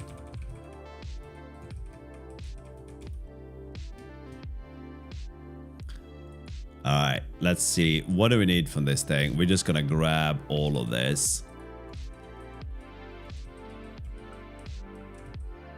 That was not the right thing I had in memory. Crikey on a bikey.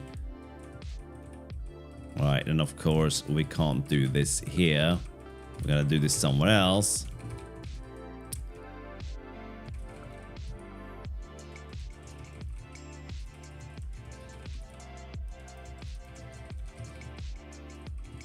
I need to drop this code somewhere. Clearly not the new function, but we'll do it nonetheless.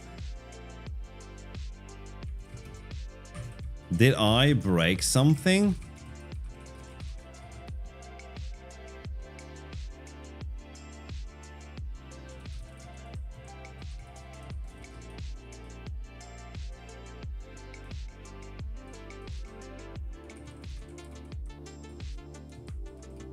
Cannot find item struct. Great.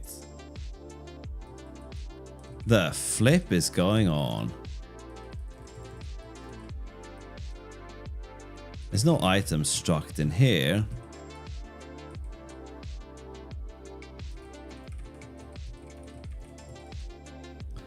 What? Alright, let me just grab the getting started code, because this looks super sketchy now.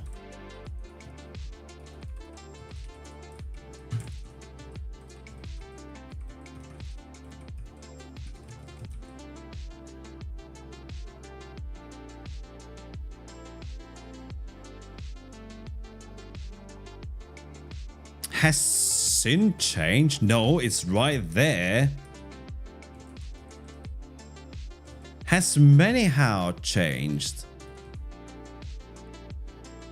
No. ModPro can't possibly have done that now.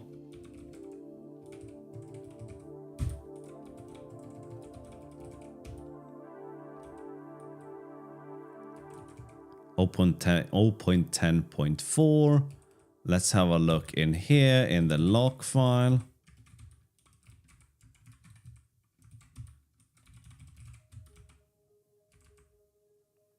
Yeah, this is fine.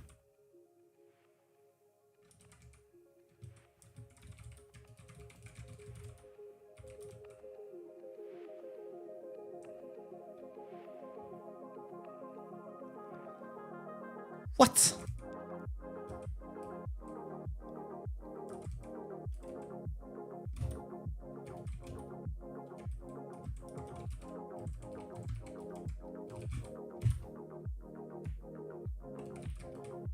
Surely sysinfo isn't the problem.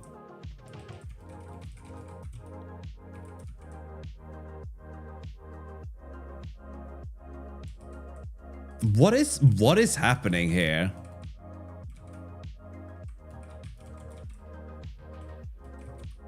Okay. I'm just going nanas here.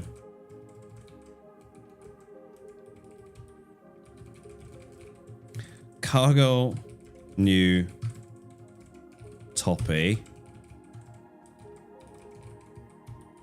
Cargo add. Anathema. Cargo check.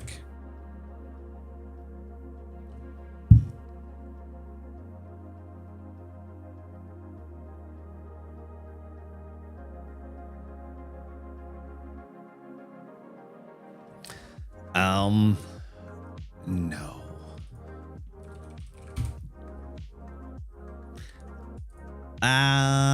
What?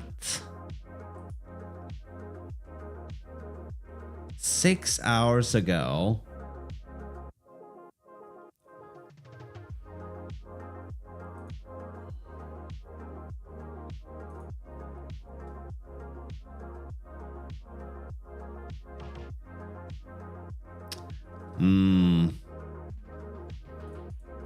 But I don't see a difference. We're not using this version. We're using a different version. What's the...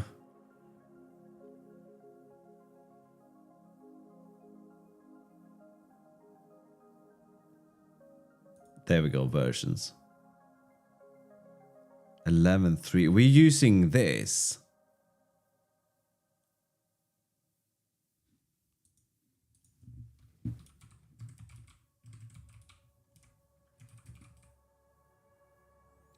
Yeah, I think there is, because suddenly this just stopped working, and it has to do with Manyhow. But we're using 10.4 here. So I don't know how that can be. Okay. Maybe I should pin the version in Anathema.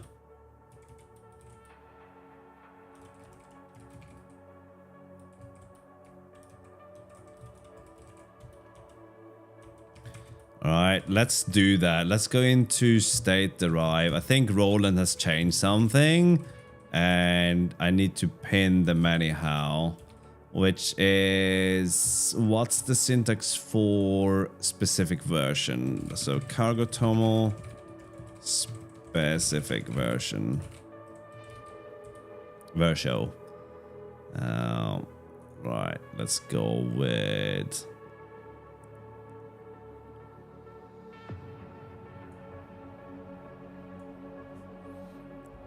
Okay, we are looking for this. Maybe, no, hang on. This is the default. Yeah, that's the same one.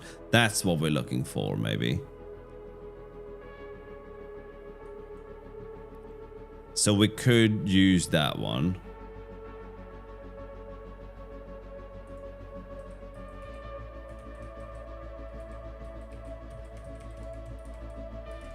So if we now do a cargo clean... Nope.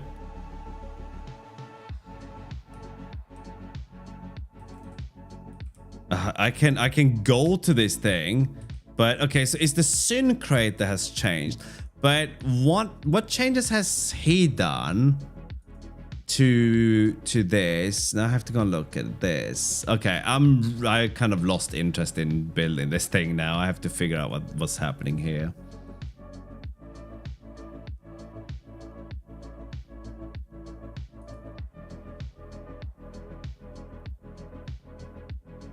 Proc macro utils. Alright, let's have a look at proc macro utils in our log file then.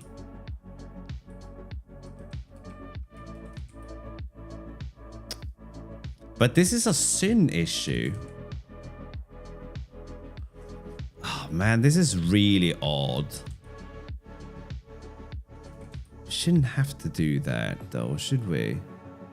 See, we have syn here. And this will build fine.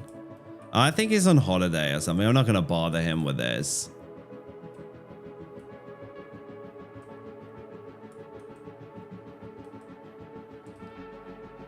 So it's this item struct here. So let's have a look at, maybe that has just changed names, right? So docs rs sin. Why didn't I type rs docs? Oh, I did, but then I removed it. Docs rs sin. There we go. Yeah, intricate. I am a little bit here. So item struct. No, there's an item struct in sin.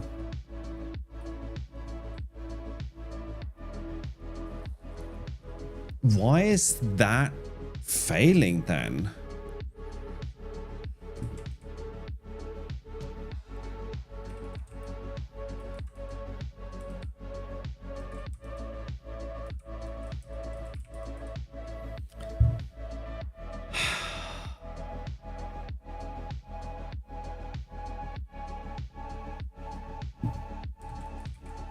Two point 0.76, 2.0, and there's definitely an item struct in there. And what dependencies does he have? Sin 2. And what about proc macro utils? They don't have any sin dependencies then. I am stumped. I have no idea why this thing is failing. Maybe this is just Rust's way of telling me to actually do the thing that I should be doing instead of f***ing around with this stuff. Yeah, it says that it can't find this thing that we can then go and look at the definition of. There's an item struct there. There's an item struct here.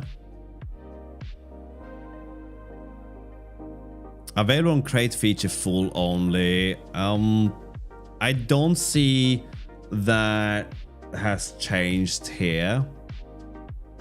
And then let's look at the release thing.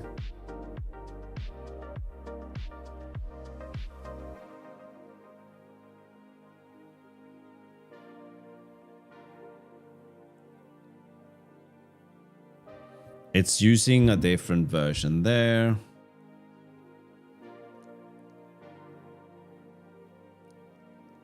I don't see, this is just the release stuff. I don't see anything here.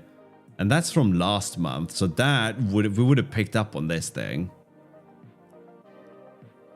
This is just version bumps. There's nothing in here.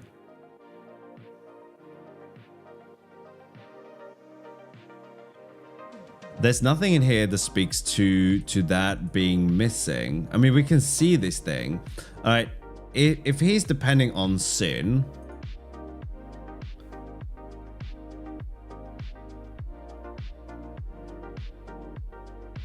okay. So has that changed? Maybe I need to look at all the commits between the releases, but that's this thing.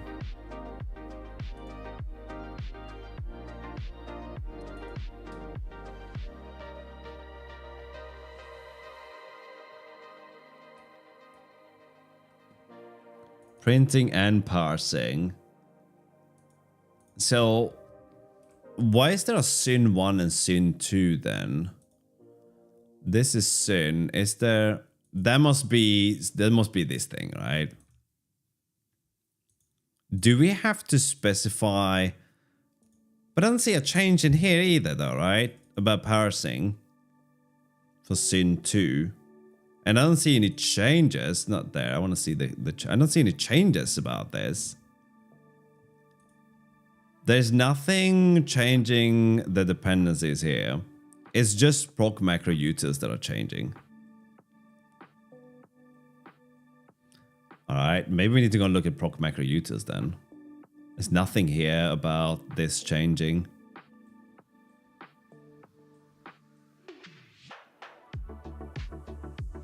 I mean, we could just take it out and get rid of many-how though, but then I have to rewrite these things. I have to go back to what the code looked like before his commit to take it out. Nah, it can't be any of this stuff, right? It must be in the proc macro utils then, right?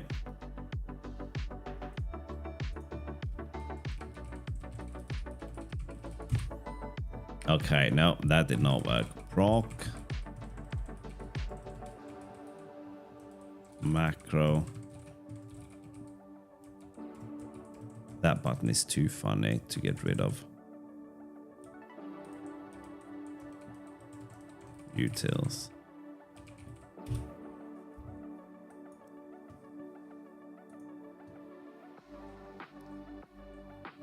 So this is using Syn 1.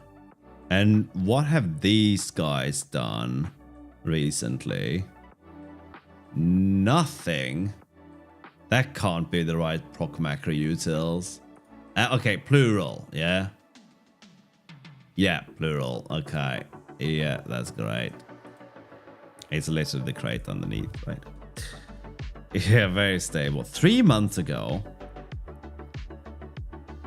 It's his own crate. Damn you, Roland.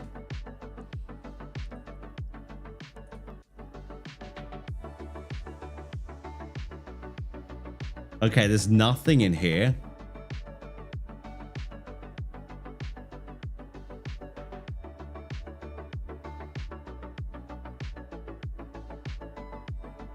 There's nothing in here, is there?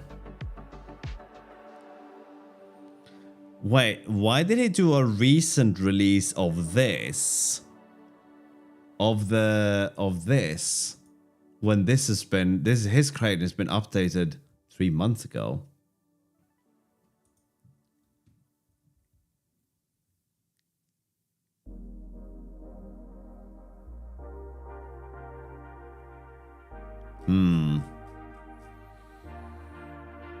Do we unroll all his changes and get rid of this thing, or do we try to fix it? I don't know what proc macro utils.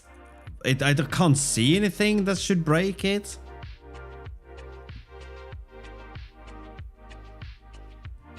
Oh shit. Yes. Alright, I gotta go. Who do we raid? Alright, sorry, I forgot about life. Blah, blah, blah, blah. Okay, we can raid Henry. Let's raid Henry. That would just be... There we go. Oh my god, it's been ages. Thank you for hanging out. Thank you. What a note to end on, right? But I gotta go. Give my regards to Henry and say sorry I can't be there. I have to run. You guys are wonderful. Probably see you tomorrow. Yes, Scott. Bye for now. Bye. Bye.